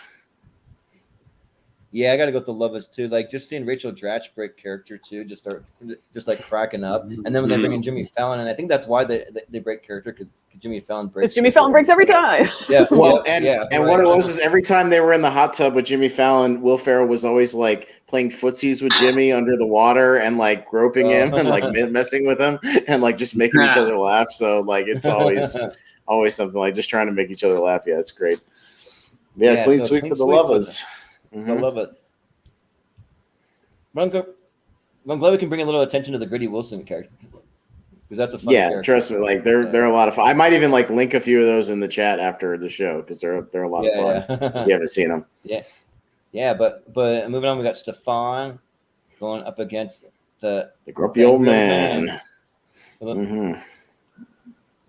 All right, and Jen, you're up first on this one. Oh, this would be another fun one for a crossover. But yeah, I gotta go Stefan. Like Dana Carvey is great, and yeah, I did vote for him last time, but Stefan is one of my absolute favorites. So yeah. Yep. Austin? Yeah, Stefan's still a heavy favorite. This is a pretty easy one for Stefan. Yeah. But like, I wasn't sure if I was going to reveal it until the very end, but I'll just say it. That Stefan's probably my favorite character in this whole entire tournament. Like, he's my favorite to win it. Like he's just so good. Like, those sketches are just so good, and they do so many of them, and they're all good. They're all like laugh out loud hilarious. Like every single one of them. So yeah. He's got a pretty strong chance. Like if we were doing seeds, he'd be top 3. I'm just gonna move. Yeah. I mean, he's in already. But... Yeah. I'm with you. He's in. Move on. All right. Sounds good. Sounds good. But we love Dana Carvey. Dana's great. Yeah. Of course. Oh yeah. He's still got another character in here, I believe. So yeah, I think coming up pretty soon. Dana Carvey's actually my favorite cast member of all time. I put him at. He's a great all-time cast member. I mean, he's one of the absolute greats. Mm-hmm. Yeah. I think he might be coming up again right now. He's coming up right here. Yeah. This is a tough match right here. Yeah, this is a real tough match. We got the super fans versus against Church Lady. Church Lady. Yeah. So yeah, this one's tough, but I'm up first on this one. All right. I'm gonna vote for the super fans only because like I said on the other show, I'm a little Church Lady burned out right now. So it's a bias in that if I hadn't been watching the Church Lady almost every time we do the episode. So I'm gonna vote for the super fans. Yeah, because like kind of how I said that, like, they did Stefan so many times, and like every time it was just laugh out loud hilarious. With the Church Lady, like it's funny, but like after so many times though, like it does get a little repetitive and kind of not quite as funny when they overdo it. So I think for that I got to go with the super fans for me, the Bears. But yeah, Adam. Yeah, it was. I agree. I think I agree that like Church Lady is something that like I think even the last time Dana Carvey was on SNL, they did a Church Lady, and it's just like, yeah, this just isn't automatically funny. Yeah, and I think just Chris Farley doing fucking literally anything is so funny, and like with these guys, like it's just so funny. Like I don't know that it's that smart, but it kills me. Mm-hmm. The doctor says I got a bear claw lodge in the lining of my heart. Lining of my heart. This is so good. So many heart attacks. It's a baker's dozen. Yeah. We have Baker's dozen, Bob. It's so good. But, so good. Jen? Yeah, the only reason I didn't vote for the Superfans last time was to give Kevin Nealon a nod. So yeah, I gotta go Superfans now. They're fantastic. Yeah, when he does his little jump start, it's so good. It's so good. Yeah. Yeah, you already voted, right? It's a clean sweep for the super fans this time. Yeah, I mean, almost we can consider another heavy favorite of the Church Lady getting knocked out in the second round. What could have been going into it. But I think we all pointed out a big thing about the Church Lady. Great character, didn't always have the best writing though. Yeah. Overused. I swear, I thought that Carvey only did it like a certain amount of times, but literally, like I said, we've been going through the season, and it's like every fucking episode they're doing Church Lady. So, like, I want to know the total. It's got to be like in the hundreds that they do. Yeah, it's got to be like a default when they're like they practice a sketch and it didn't work out. They're like, well, just throw Dana out there for a while. It'll be fun. So, right. Yeah. But coming up on the next side, we have Drunk Uncle. Drunk Uncle. Going. Matt Foley. Oh, another heavy favorite. All right. Jordan. So is it me? Yeah, this one's easy. Like Matt Foley all the way. Like this is just an all-time like one of the best. So that's Matt Foley. Adam? Yeah, I mean this is like a Stefan level character. Matt Foley is an all-time great character. That's it. Mm-hmm. Yep. That's it. Jen? Yeah, this is an easy vote for Matt Foley. There would be no Drunk Uncle if it wasn't for Matt Foley. Burn it, blazing the trail for him. So, yeah. Mm-hmm. Austin? Yeah, pretty easily clean sweep for Matt Foley. It's going to be a pretty easy bracket until he comes up against somebody as much of a heavy favorite, I think. Definitely. Yep. So Matt Foley, easy clean sweep. Mhm. So all right, moving on. We got Nat X going up against the Jebediah. Jebediah Atkinson. So And Adam, back down to Adam. Adam. I mean, easily my least favorite bracket right now. Like, honestly, compared to some of these Titans, I'm like, really? Do I have to consider these people? Like, it feels de rigueur. I'm going to give it to Nat X just because it's like, Chris Rock actually went on to have an even better career after SNL, which is crazy, but I loved him on SNL, so Nat X. Yeah. Jen? Yeah, like the writing for the Nat X sketch is so much better than the one for Jebediah. Jebediah is just like a series of jokes that go for like that particular week, whereas Nat X is like timeless. It's great. It still works today. It's fantastic. Yeah. Austin? Yeah, and I'm not going to be the white man that holds Nat X down on this one, so I'll vote for Nat X. Yeah. Definitely don't. Definitely don't. I don't want to be that guy. I won't either, so I'm going to go Nat X. So it was a clean sweep for Nat X because I never really found Jebediah Atkinson that funny. Like, I think he's funny. Like, there's some if it's good background noise, like you put on one of those compilations of him, it's a lot of fun. He really works the wig. Yeah. He throws his head into he works it. Yeah. I watched some and the way the audience reacts to some of them, he's just like, oh, what? So that one like, went over the top, Yeah. like despised for everything. He's probably the most aggressive character. And when he has ones that bomb, and then Seth Meyers will just laugh hysterically, like when one of his bombs, like, and they'll just take a moment to just recognize the bomb. It's pretty funny. Yeah. Oh yeah, that's one of the things I wanted to mention about Jebediah Atkinson is like how much Seth Meyers just laughing so hard. I'm sitting there kind of like, well, it's not that funny. It's kind of funny, but like he's really laughing. I'm like, wow. It might have been a case where Seth might have had a hand in writing some of the jokes. To be honest, that might have been one of the reasons. Yeah. True. Yeah. But next up we got Canteen Boy. Oh, we got two Adam Sandler. Opera Man. Oh, to Adam Sandler. Ooh. All right. So one Sandler's got to All stay. right. One's got to go. Jen is up first. I mean, it's my favorite Sandler character versus one of my least favorite Sandler characters. So Opera Man all the way. Yeah. All right, Austin. Yeah, I love Canteen Boy, but if it's going to be Sandler versus Sandler, like I got to go Opera Man on this one. Opera Man's rules and the creativity is just so much fun. Just him singing everything. Yeah, so I'm a huge Adam Sandler fan. Like I've been a huge Adam Sandler like ever since I first saw him on Saturday Night Live. But I'm like, this one's tough, but like I think I got to go Opera Man too. Like it just kind of edges it out for me. So I'll do that. Adam. All right. Clean sweep. Opera Man moves it on. Clean sweep for Opera Man. All right. It's going to get tough when some of these heavy hitters go up against each other, man. It's going to get tough. Yep. We have Vinny Vidici going up against a delicious dish. NPR Delicious Dish. All right, I'm up first. So, you, Austin, or? I got to go with Hater and Vinny Vidici. That shit just makes me laugh so hard. Like all the ones are great. Vinny Vidici. Yeah, I got to go with Calm down. With Vinny Vidici also, just because like the delicious dish like has maybe one or two that's funny, but I don't find all of them funny. So like I got to go with Vinny Vidici stuff because I do find all of his sketches, every single one, is hilarious. So, Adam. Yeah, this is an example where just the character is so strong, the writing doesn't matter. I mean, and I can just listen to Hater do the gibberish on this character particularly. It really tickles my funny bone. He's so greasy and the smoking and everything. Like, he just sinks down into a character as one of the greatest. So, yeah. Definitely Vinny. He's like, what? You got arrested for smoking, and then it cuts to everyone else, and every single character's smoking, all of them. And he's lighting cigarettes for his kid with Bobby Moynihan, and like giving him wine, and like all that shit is just so damn funny. He's got that wine in a sippy cup, like a kid sippy. It's great. Shit's great. Jen?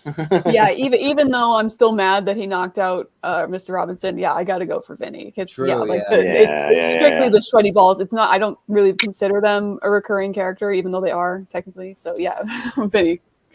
Yeah. So with that, Vinny moving on. All right. Then coming up next, we got another Bill Hader, Herb Welch, up against Debbie Downer. Yeah.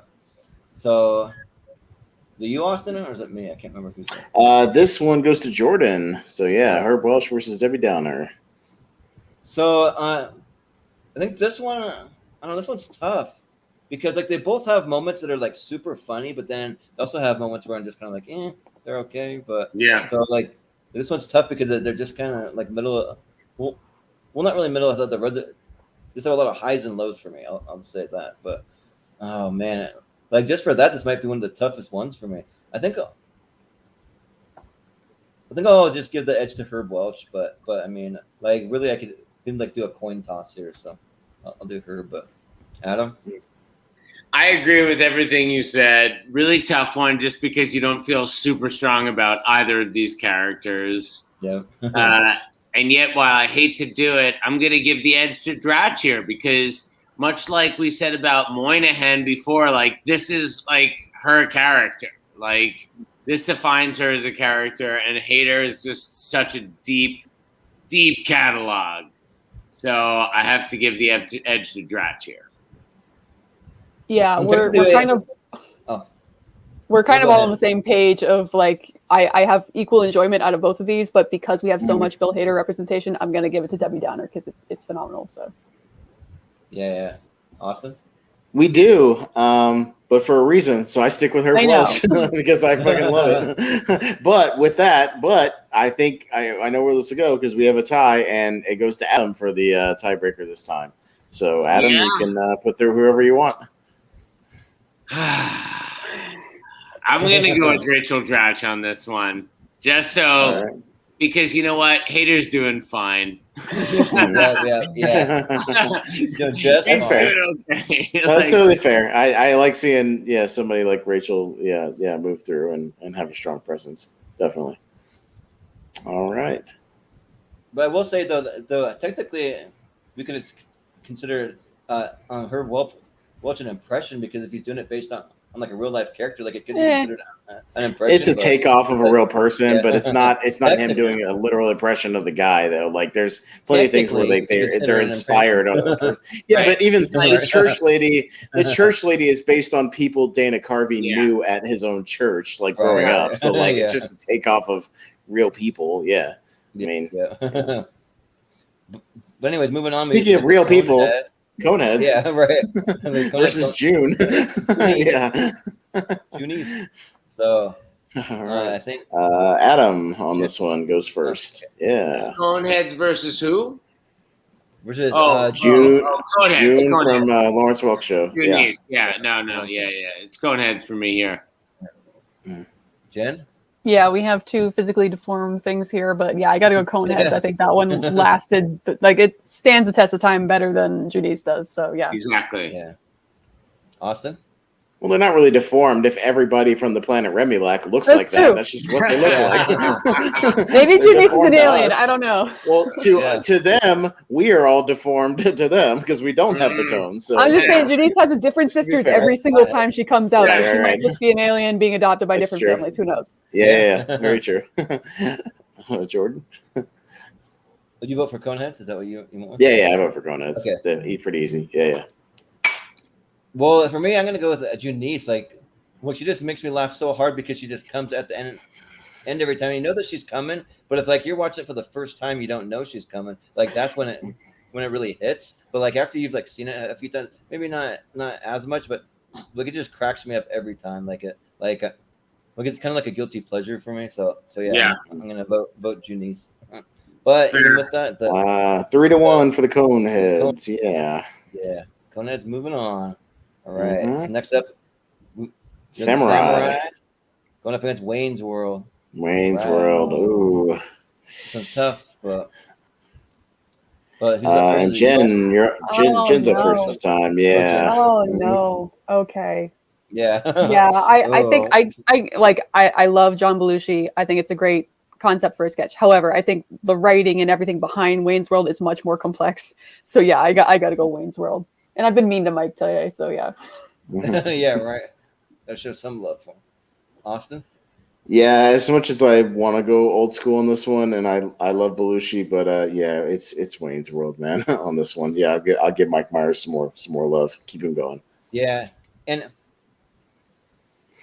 when Wayne's World, like, it's not only my favorite SNL movie, like, it's one of my favorite comedies of all time, period. So like, I mean, just the way that it evolved into something so much bigger, where sadly, like, maybe we would have gotten more out of John Belushi if he would have lived a little longer. So it's just a tragic passing of someone way too soon. But I got to go with the Wayne's World.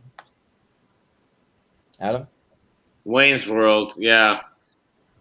Yeah. Made a big impact. Made a huge impact on everything because it went on to make a movie. And arguably, we could talk about this in a separate thing, but I would say the best movie ever based on an SNL character is Wayne's World. Yeah, but I would second that for sure. Blues Brothers, Sweet. for me personally. Yeah. Okay. But yeah, great too. Yeah, absolutely. Yeah. But like Wayne's World like was a cultural moment. I mean, it went on to such huge standings. I mean, like it was the biggest thing culturally. It stepped outside of the show and was bigger than the show and was as big as anything has ever been from that show. Is Wayne's World? Yeah. Absolutely. So yep. So Wayne's World moving on, and then next up we got Nick Burns going up against the Continental. The Continental, yeah. Ooh, all right. So, you, Austin? Me first, yeah. Yeah, Nick Burns is fun, but goddamn, Christopher Walken is a master in those Continental sketches. He just carries that thing full force, and it's peak Christopher Walken. Like everything you love about Christopher Walken is in that character. So yeah, I'll go with Continental. Yeah, and having the Continental on here, I almost wore my Christopher Walken shirt. I actually have one that says "Walken in a Winter Wonderland," and it's Christopher Walken inside of a snow globe, which is like pretty awesome. But I mean, yeah, like that sketch is just so good. Like I watch those sketches probably at least once a year. I go through all of them. Like, yeah, they're just so good. For sure. So I got to go with the Continental. It's so good that on the Christopher Walken SNL DVD, there's like 3 of them on there. Yeah, like that's how good it is. They couldn't pick. Yeah. They just put like half of them on there. It's pretty great. Yep. Can't do just one. Adam, what do you think? Oh please, I need you to have me. Don't go. Please, where are you going? Turn You must around. take your glove. Yep. Yeah.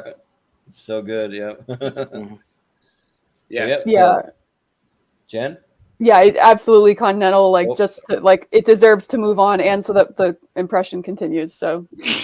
Yeah. Yep. Exactly. Yep. One of the funnest impressions to do, or most fun. Yep. All right. So, It really is. that round. Yeah.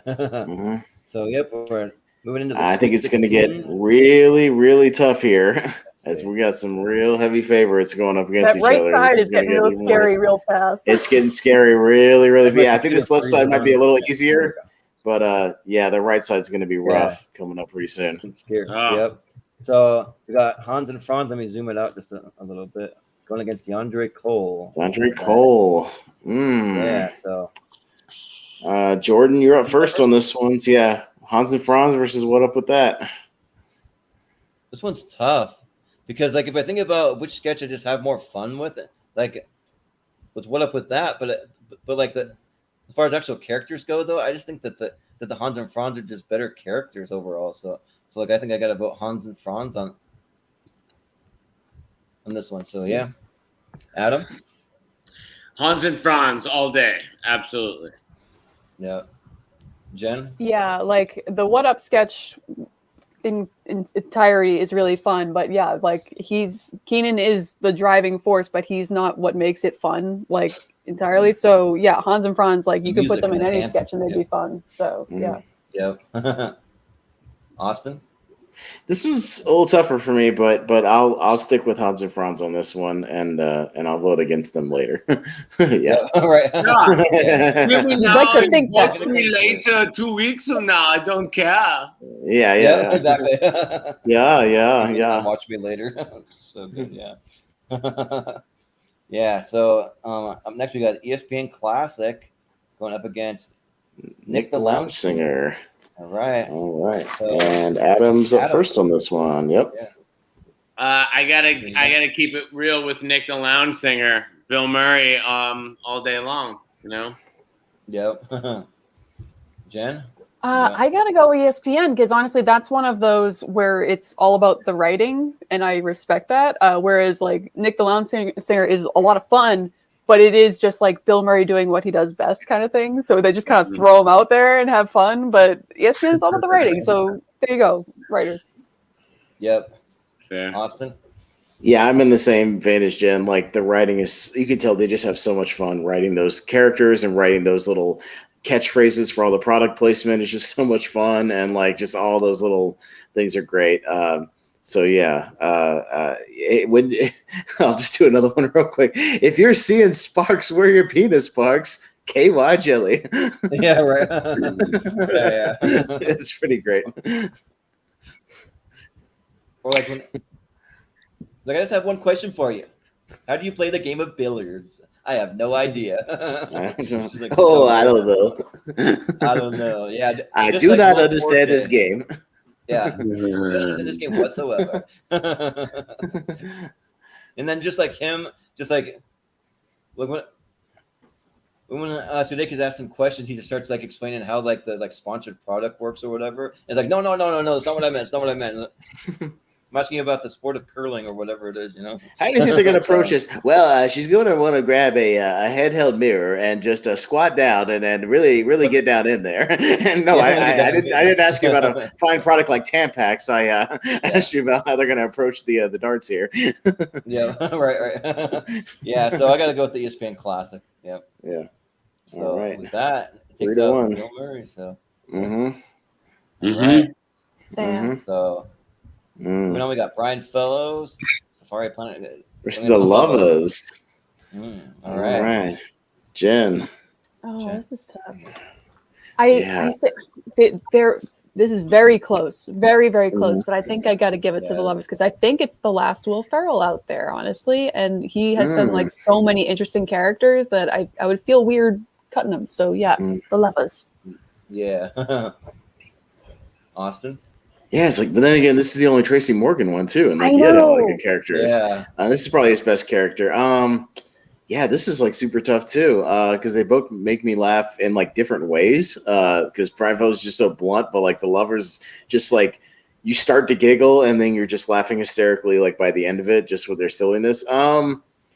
Again, by another razor thin margin, I'll go with the Lovers on this one. Yeah, this one's tough because like. It was weird because like for like rewatchability, I like find myself watching more like Brian Fellows sketches just because they're a little more fun and kind of easier to watch. But I feel like the like Lovers like have like so much cringeworthy stuff. Just like with the writing and like their ability to like be able to perform in like that type of way, it's just so good. So I gotta go with the Lovers, I think, just by a razor thin margin also. So. Adam? Yeah. I mean, this is what's cool about getting into these later rounds is that we all obviously feel much more closely, right? Like you kind of get more on the same page, and so I agree by a slim margin. This is a great recurring character. Love the writing in this. Love these characters' commitment. It's so good. So, Yep. Sorry, Brian. With that, yep. Sorry, Brian. Yep. How dare y'all? Y'all get the hell out of here. Sorry, you're not an accredited zoologist. So we can't go for you, right? Yeah. And then Brian Fellows is amazing. That's what sucks. Yeah, right. Yeah. Awesome. All right. Well, we have Stefan going up against the Bears. This is weird. Oh, the no. super fans. Oh. Ooh. This is by far the hardest one for me. Oh. But we'll get to it, And though. I'm up first. Austin? Oh man, I'm big on the super fans, but I love all the absurd shit they come up with Stefan just on the fly. It's just so much fun, and just the different descriptions and yeah, Stefan, man. But that one's tough. That one hurts. That one hurts a big time. Yeah. Yeah. Well, it's tough because I have so much love for both, but I do like the evolution of Stefan, where he started using the term "little people" after a while instead of saying midget all the time. so that's kind of cool that they actually recognize that. But even so, that was part of the originality of the character. Yeah. But I gotta go Stefan though. He's just so good. It's just so good. Adam. Yeah, gotta be Stefan, but yeah, this is obviously the hardest one that we've seen tonight because Yeah. I mean the super fans are an all-time classic, and Stefan is just an all-time year classic. Yep, exactly. That's a good way to put it. Jen? Yeah, I gotta go Stefan because it's something that Bill Hader and John Mulaney they just created this very unique persona, whereas the superfans, while they're great, it's essentially a Chicago stereotype kind of thing. So it's something that it speaks to people because it's something that you already kind of know. Whereas Stefan came out and everyone was like, "What the hell is this?" But it's hilarious. So I gotta give it to Stefan. It teaches you what it is, and then you're in on it, right? Yeah, right. Mhm. But what were you saying, Austin? About how it's one of Lorne Michaels' favorite characters. So there would be things. Bill's talked about how he would see Lorne Michaels in the hallway certain weeks, and there was a story about Lorne where Lorne would walk by him and just suddenly go, "Be great if I could get a Stefan this week." And he would just keep walking. And so even John would just be like, "Well, I guess we have to do a Stefan this week." And Lorne didn't mind when they would laugh and change everything. It was one of his favorite characters too. And it was just one of those subtle Lorne Michaels things. Yeah, he's a big fan of it. Yep, so with the Queen, they have everything. Yeah, right. Yeah, this place is everything. Let me list them off here. Yeah. Yeah. Oh, don't go away. Come back. Come back, Stefan. Yeah. That's it for that side. Is that okay? Back over to this. No, the right I side. think there's gonna. Oh no, there's gonna be some tough ones on this side. Oh, it's gonna be. And tough. I think Matt Foley's up first. I just can't remember who he's up against, but I think it's gonna be something tough. It is. Matt Foley's up first, and who the hell is he up against again? Oh, this is gonna hurt. He is up against Vince Nadex. Okay, so not as hard. Okay, not yet. Yeah. Okay. Not hard, guys. Not a hard round. All right. And it will be so- soon. If it isn't Who's already. up first, though? Jordan's up first. Yep. Mm-hmm. Yeah, this one isn't hard. I gotta go Matt Foley. Easy. So I gotta go with the one who's been in the basement eating no-dos, Drinking coffee, drinking coffee all day long. Yeah. Yep. Adam. Yeah, this is probably Chris Farley, aka my favorite, maybe all-time cast member's most notable character. Come on. Yeah. Come on. Exactly. Created by Bob Odenkirk, surprisingly. He's the one that actually created that. Of course he did that. Yeah. He's a genius. This is crazy. Right. Yeah. Yeah. So, but yeah, Jen. I have even more respect for Matt Foley now that I know it's a Bob Odenkirk creation. Right. But yeah, it's automatic for Matt Foley. Like Chris Rock is amazing, and I'm glad that he got to progress beyond the show and is a standout star for stand up. And unfortunately, we didn't get that with Chris Farley, so we at least could give him this. There you go, Matt Foley. Yep. Austin. Well, the white man's finally going to cancel Nadex. Sorry. Matt Foley. And Matt Foley is the whitest character on this list. The whitest too. white character, yeah. Yeah, I know. right. But I'm glad to see Nadex made it as far as he did, because I actually really do like that. I think it's a really well-written, fun character. Yeah. Yeah, definitely. I can't see too well. Is that Bill Shakespeare over there? There's so many. Awesome Is that Bill Shakespeare over there? Yeah, Bill Shakespeare. Yeah, all right. Yeah.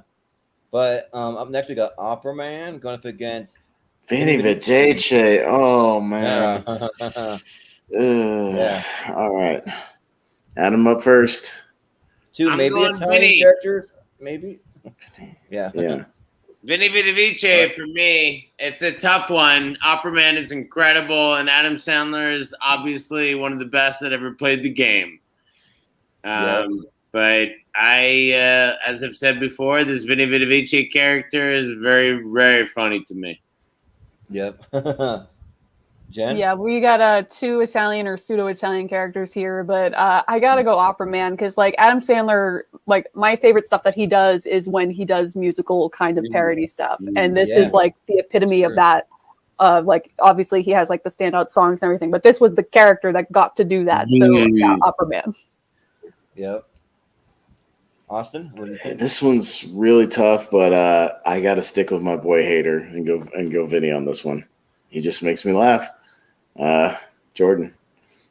Yeah, this one's tough because like as an overall actor and like what they've done with their career, I'm way more on the Adam Sandler's train, but I feel like the overall character, the Vinny Vidice is just like funnier to me, makes me laugh more. And since it's his best reoccurring character, it's not about their overall career necessarily. So I got to go with Vinny Vidice probably. So. Been waiting to say it the whole time. Opera Man, bye bye. Yeah, right. Yeah. Bye-bye. Oh man. I'm gonna give him a 1 minute pass, but he's. Don't you dare! Yeah. There we go. Yeah. Right. But Vinny might be coming up against a freight train in the next round. We'll see. Yeah. So up next we have Debbie Downer versus the Coneheads. And the Coneheads. So, okay. Interesting. And Jen is up first on this round. Jen. Yeah, I gotta get to the Coneheads. Like Jane Curtin, this is her only thing that she appeared on here, and she is like one of my favorites, especially like on the Weekend Update desk and everything. So yeah, I gotta go Coneheads. I love Debbie Downer though; it's a great character. Mm-hmm. Yep. Austin. Yeah, I'm gonna stick with the Coneheads. I love their commitment to the characters. It's one of Dan Aykroyd's his fast talking, kind of cadence. The way he can just spit it out and just deliver it with ease is pretty great. So yeah, I'll stick with the Coneheads. Yeah, and when Jane Curtin, like she's always doing things involving aliens. She did Third Rock from the Sun. She did the Coneheads. So like she's always like immersed in that kind of stuff. But yeah, I gotta go with the Coneheads. Like I do like Debbie Downer quite a bit, but I mean the Coneheads are just do it more for me. So yeah, I'll go with Coneheads. Adam? Yeah, I mean, I'm going to say Coneheads too, but this is actually tougher than it seems because Debbie Downer is a great character. Rachel Dratch, very, very funny in this character. I think Debbie Downer has higher highs than the Coneheads does, but I think Coneheads is more consistent. Yeah. Mm-hmm. It's hard not to think of the legacy and the whole thing with the Coneheads, right? Because it obviously has had such a huge impact. Mm-hmm. Yep, exactly. Yep. So moving on, we got Wayne's World. Going against the Continental. The Continental. Oh no! Sorry, Christopher Walken. Ooh, I don't know. But it's me first. See, the thing is, like, I like Wayne's World, but I'm not as big a Wayne's World fan as a lot of people are out there. So I'm going to go with Walken and the Continental in this one, and what intrigues me more and makes me laugh, and the subtlety of it. So, and the performance. So I'll go with the Continental. Yeah, for me, like it's hands down Wayne's World. Like I'm a massive Wayne's World fan, so I got to go with Wayne's World. Adam?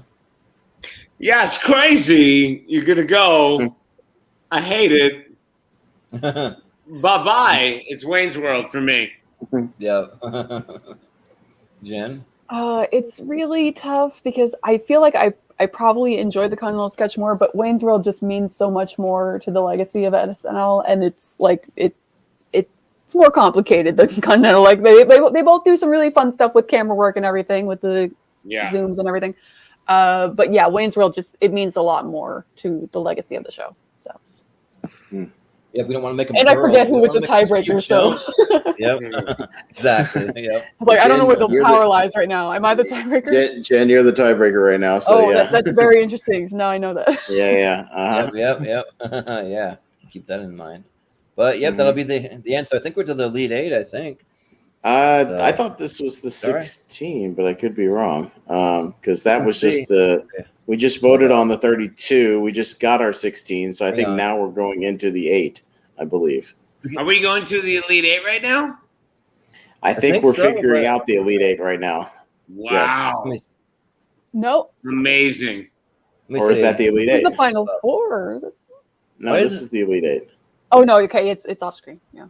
Yeah, and actually, wait, no. Let me do something here because the like view mode's really weird. They have this presentation mode. Let me see. That'll make it so we can see it that much better.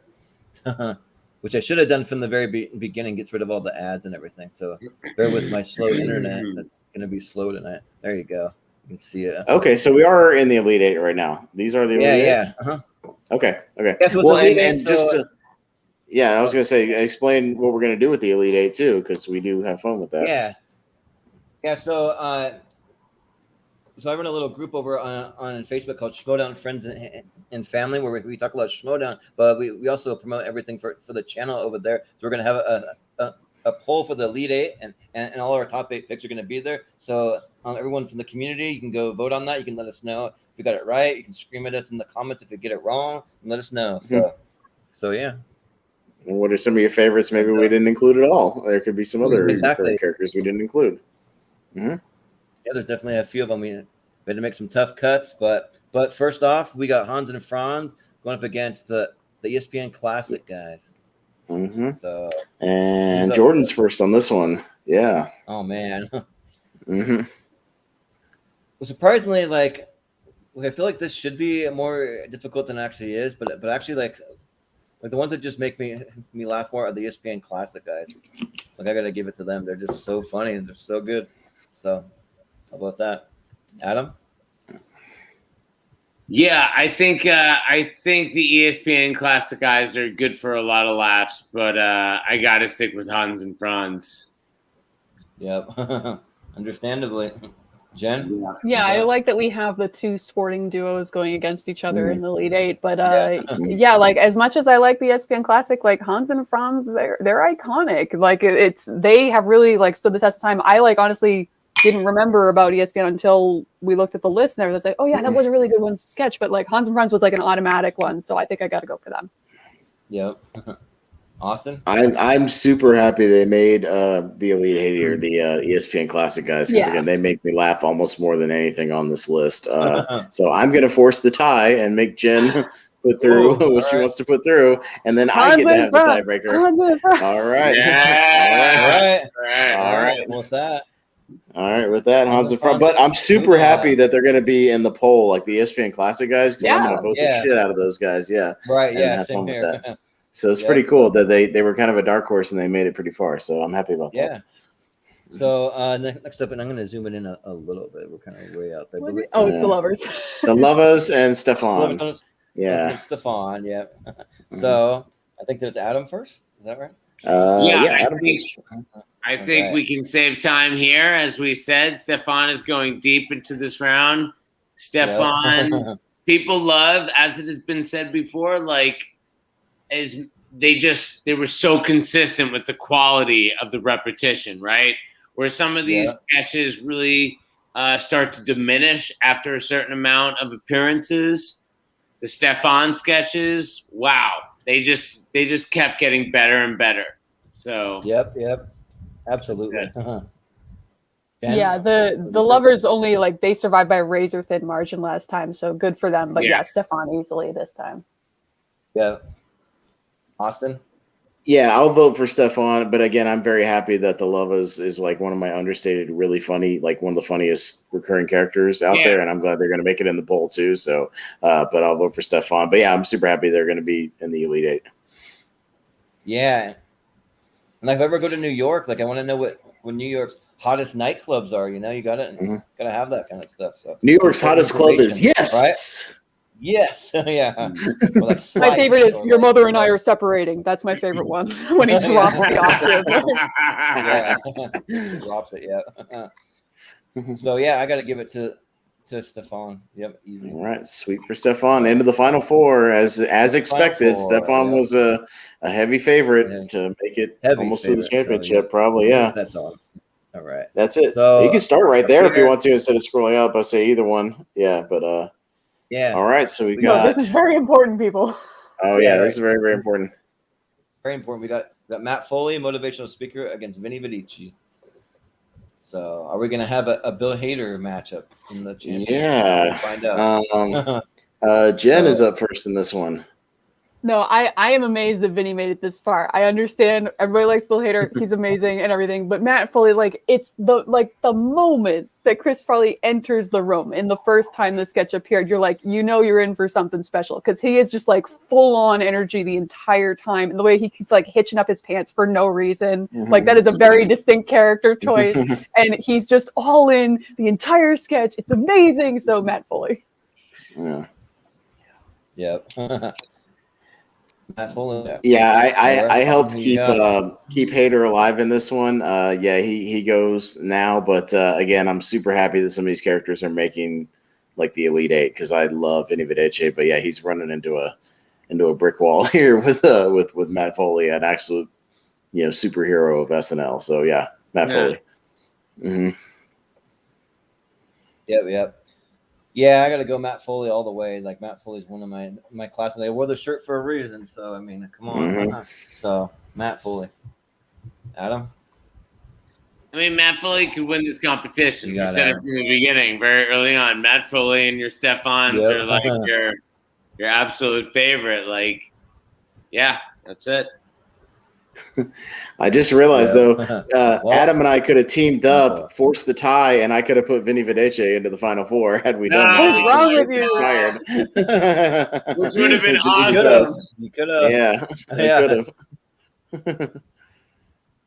In the tournament fights, It's we've an thrown some dark underrated horses in character. there, you know. The- So, Yeah. yeah, we definitely. I have. mean, it's such But- a great character. But the thing is, it's essentially the same concept for John Belushi's Samurai. And I think that's what I hold Yeah. against it here. That's what's Yeah. going on.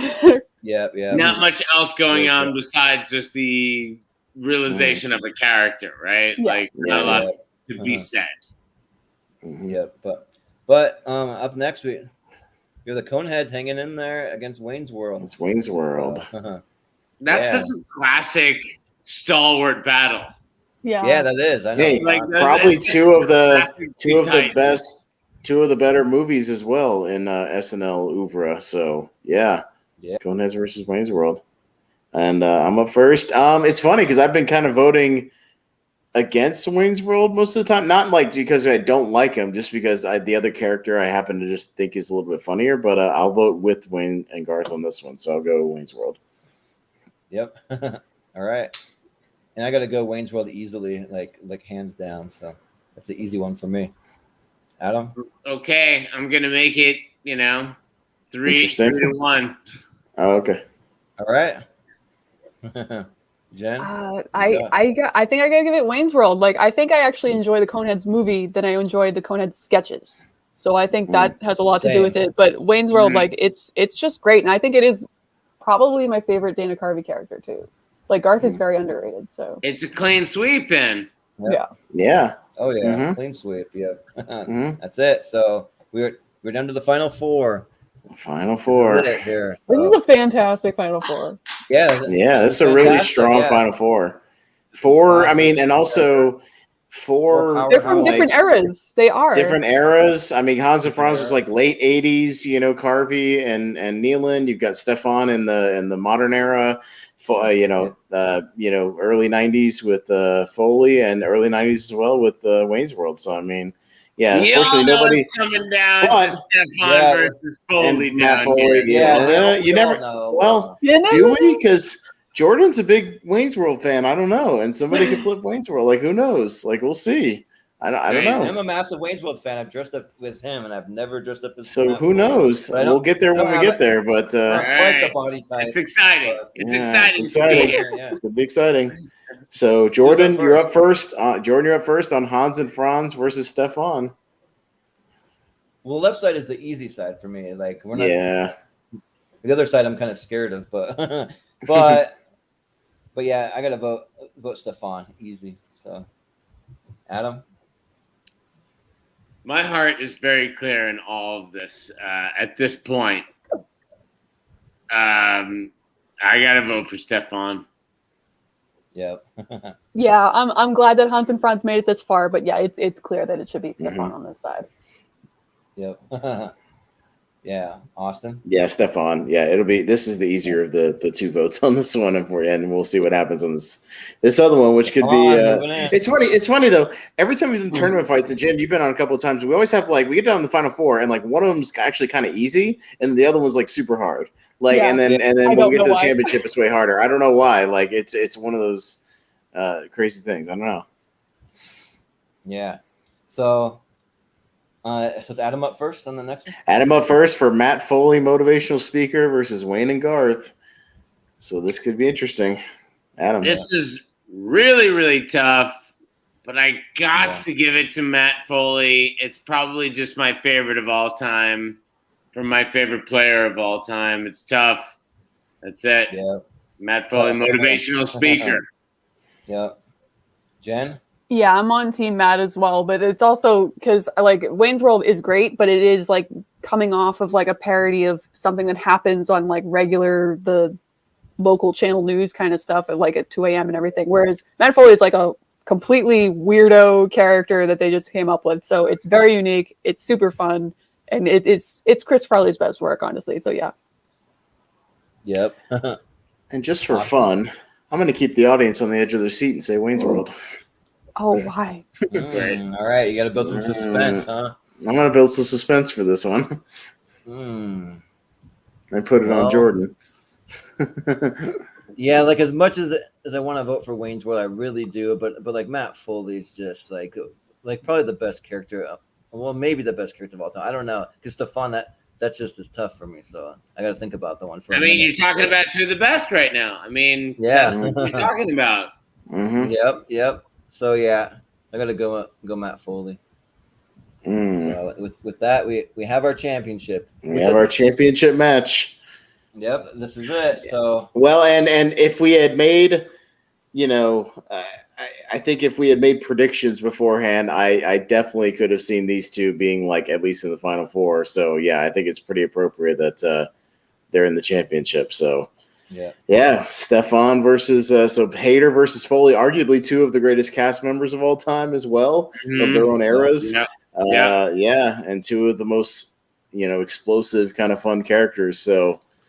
Yeah, and guess what, Jen? You get to start us off and make decisions. So, look, like Matt Foley is a fantastic character. I absolutely love Chris Farley. This is the epitome of his acting here, and it's just a shame that he was gone too soon. Because Stefan, just knowing the story behind it and everything, that it's John Mulaney and it's him, and they're working together and they're changing up on the fly, and it's still amazing every single time. And like Bill Hader has become like one of my favorite people to see in any media, honestly, because he is just hilarious. He exudes joy, but he's also like, if you've seen it, Barry, it's a freaking amazing show. He can do it all. So for that reason, I'm going to give it to Stefan. Yay. All right. Austin, you got. And I think this one, it's not going to come down so much the character. It's going to go down to, again, who my favorite cast member is, and that's going to be Hader. He's my number one, and I'm going to stick with him, so I'll say Stefan. Yep. New York's hottest nightclub was Crease. With club promoter Trenny Oakley has gone all out. We have everything. We got lights, we got psychos, we got Furbies, we got screaming babies in Mozart wigs, we got sunburnt drifters with soap sud beards. It's got everything. It's got to be Stefan for the win. Stefan all the way. So, yeah. You're going against your T-shirt, Jordan. I know, you liar. But it's only SNL shirt that I have. If I had a Stefan shirt, I would wear it. But Mm-hmm. yeah, Adam. I mean, it's already been decided, but you can give your vote. Exactly. So I'm gonna vote Doesn't for even that matter. Foley. There you go. See, I thought Jordan was going to go for Foley, and it was going to force the tie for a championship. So yeah, but Yeah. he switched on me. I thought about it, but I just couldn't. No, I Well, we get have it. a winner. I get it. I get it. Haters Stefan just- is oh, an all-time great Stefan. character. Yeah. Yeah. But I mean, no Fought for the love win. lost for Foley. Obviously, Yep. he went down to the championship, so obviously we Yep. adore him, and Chris Farley's awesome. So yeah, but Look, there we imagine go, though, everybody.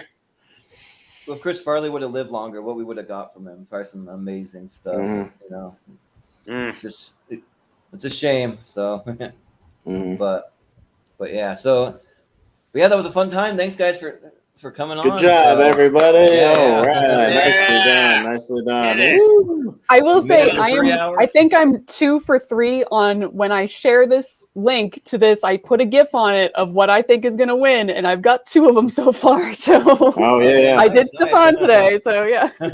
yeah. Perfect. Uh-huh. All right. Well, I mean, you know, we each have our predictions. When we did our stand-up comedian show, like I pretty much predicted that Carlin was going to win, and he did. And you know, so some of these are like when it comes down to making a prediction for, you know, at least like some of the ones that are probably going to make the Elite Eight or the top 5 or top 4. Like it's sometimes a little predictable, but you could have some upsets and some things. I mean, look at the ESPN Classic guys making it to the 8. Like that's pretty cool. Yeah. You know, stuff like that are, you know, Coneheads. You I'm know, still so mad about the Mr. love- Robinson. You all failed me. Yeah, I know, Mr. Robinson. Robinson. Yeah. Oh, man. Had For the Mr. tragic Robinson loss. gone up I thought against he was going to the Final Four. So I mean, Yeah, that's what I thought. had Mr. Robinson, again, it's because of the randomizer, had Mr. Robinson been in another bracket, maybe going up against June or Simon or somebody, you know, probably would have coasted to the Elite 8, you know what I mean? So it's a little tougher that way. And that's what happens. I was happy to see the Continental get pretty far. So, Yeah. yeah. Yep. So that was a fun tournament, guys. So All right. but yeah, with that, we'll go around the horn. You guys can tell us where we can find you. So we'll start with Adam. Where can we find you? You can find me everywhere at Adam Gertler, Twitter, Instagram. I'm Doghouse. I make sausages, Nice. do stuff. you do really good impressions. Yeah. Impressions. Solid impressions. Check it out. Yeah.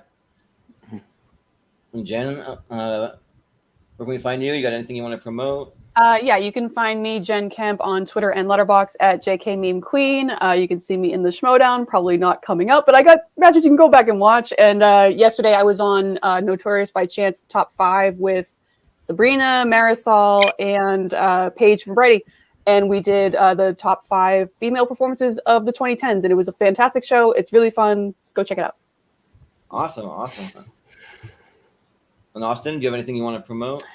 You know, I mean, I'm just all over the channel with you, Jordan, basically. So co-hosting a lot of these shows, and it's a lot of fun. but you know, we do have an SNL show. Speaking of SNL, we've mentioned a couple times called Live from Movie Heroes. So our next one, when we get around to it, probably in the next couple of weeks, will be we're continuing through, like we talked about, season 12 in 1986. So it's a lot of Carvey and Lovitz and Kevin Nealon, those guys, and I think we're kind of waffling on whether we're going to keep going through the season, because we're definitely in a mid-season slump with season 12 right now, where it's like it's getting season kind of drags a little. But. Well, what's killing us right now is the Dennis Miller weekend updates with like A. Whitney Brown doing the big picture, and like it's really horrible right now. Like it's really bad.